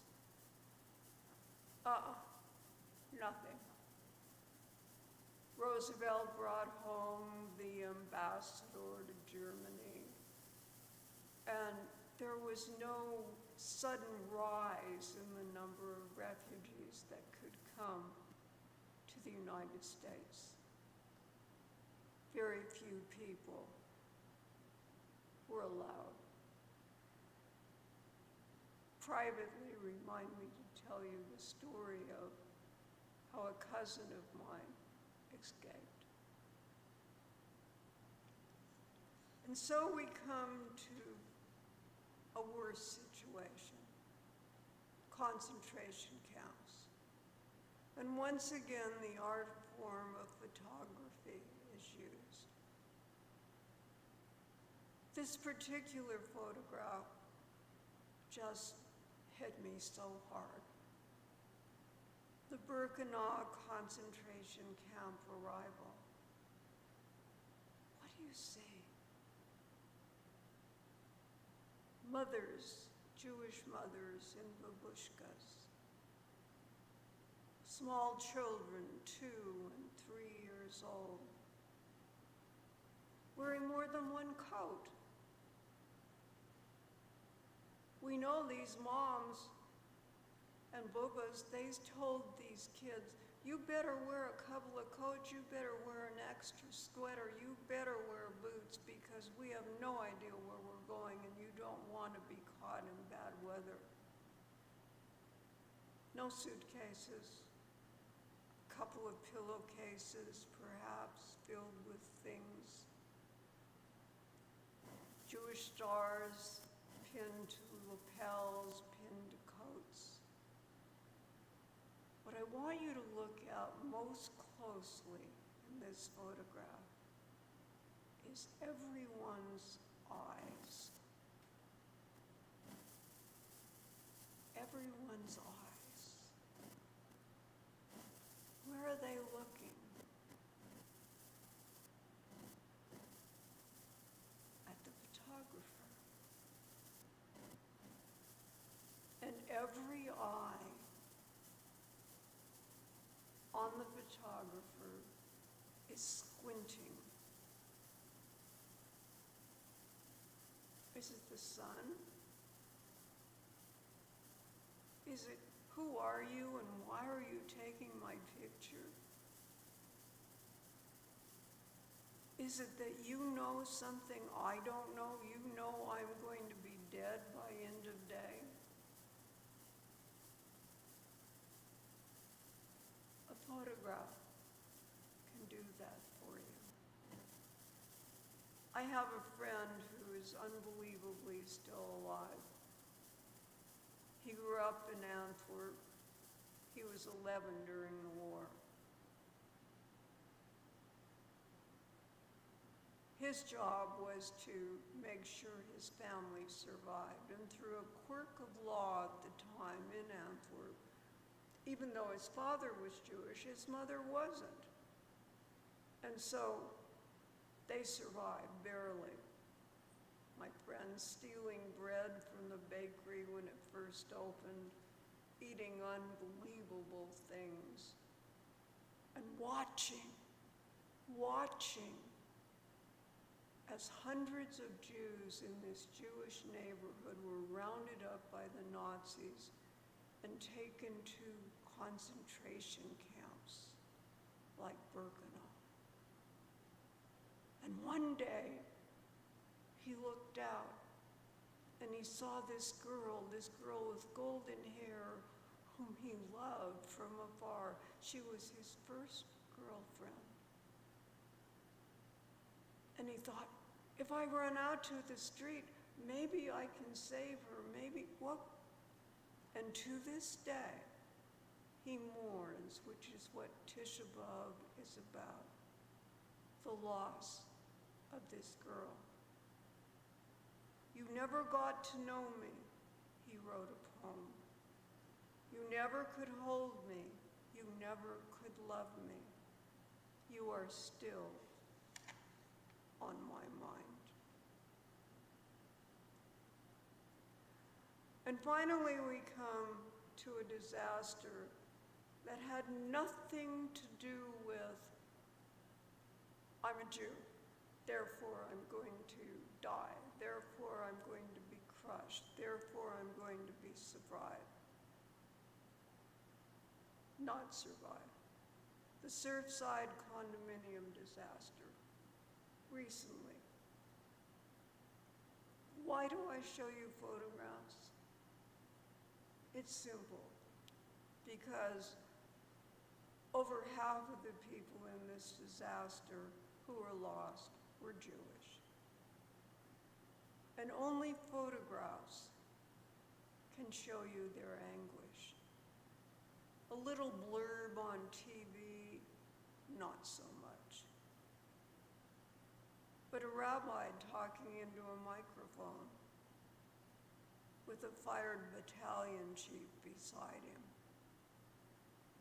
And the rabbi obviously doesn't know.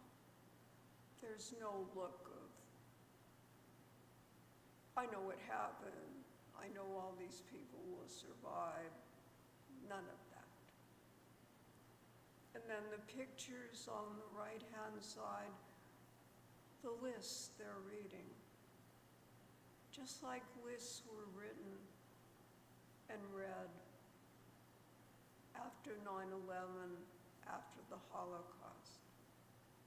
The people who are gone. And a Jewish couple comforting a woman of her loss. My loved one is gone.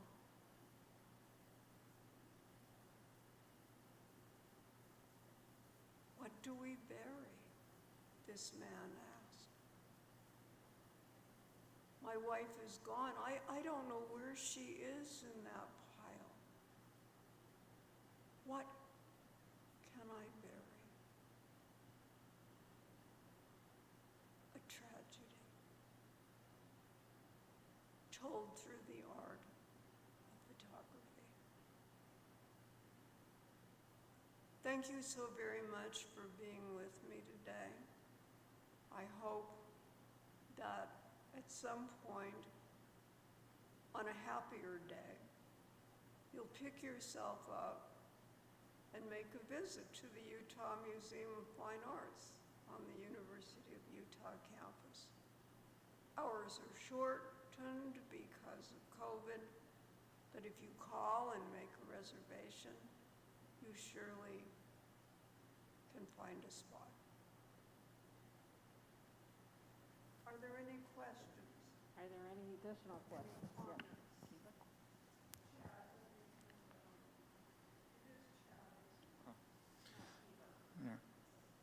Hi.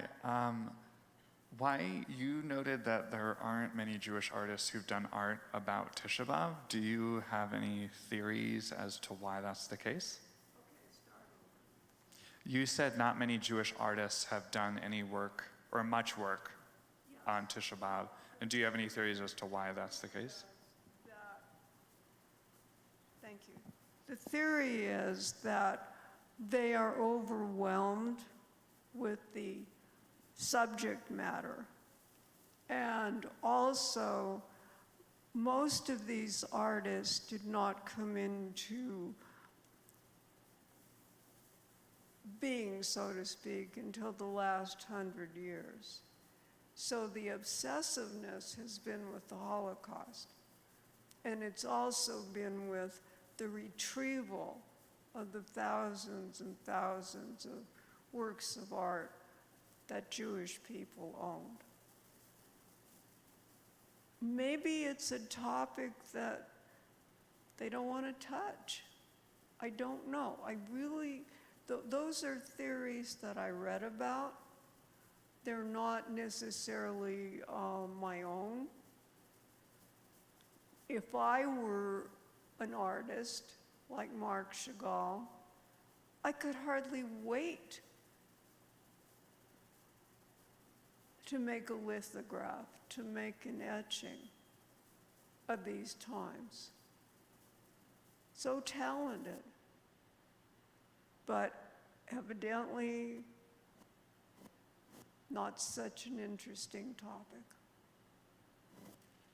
Thank you for that question.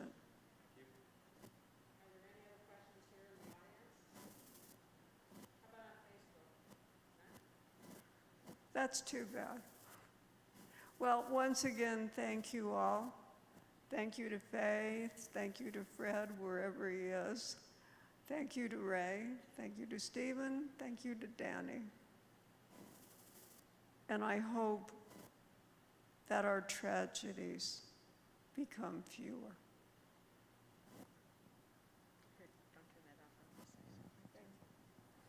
Jerry, thank you very much for that presentation. We have spent now since 8 o'clock actually last night mourning for Tisha B'av, and to see it in this kind of imagery today and to hear the stories that you tell about the history is very, very palpable in terms of what we've learned today. So thank you for sharing that. Thank you. Great. And now, so Danny, I think there's a film that is coming up, right? So it is up to you now whether you would like to stay. There's going to be a film that's going to be shown on the Spanish Inquisition, told by Abba Ibn, and it should be very interesting. If you choose to take a break during this period of time to come back for Mincha at 2:30, that will be your choice. And those on live stream can also watch the movie just by, following your live stream directions, in terms of turning on the movie. And then you can come back for Mincha also at 2:30. Thank you.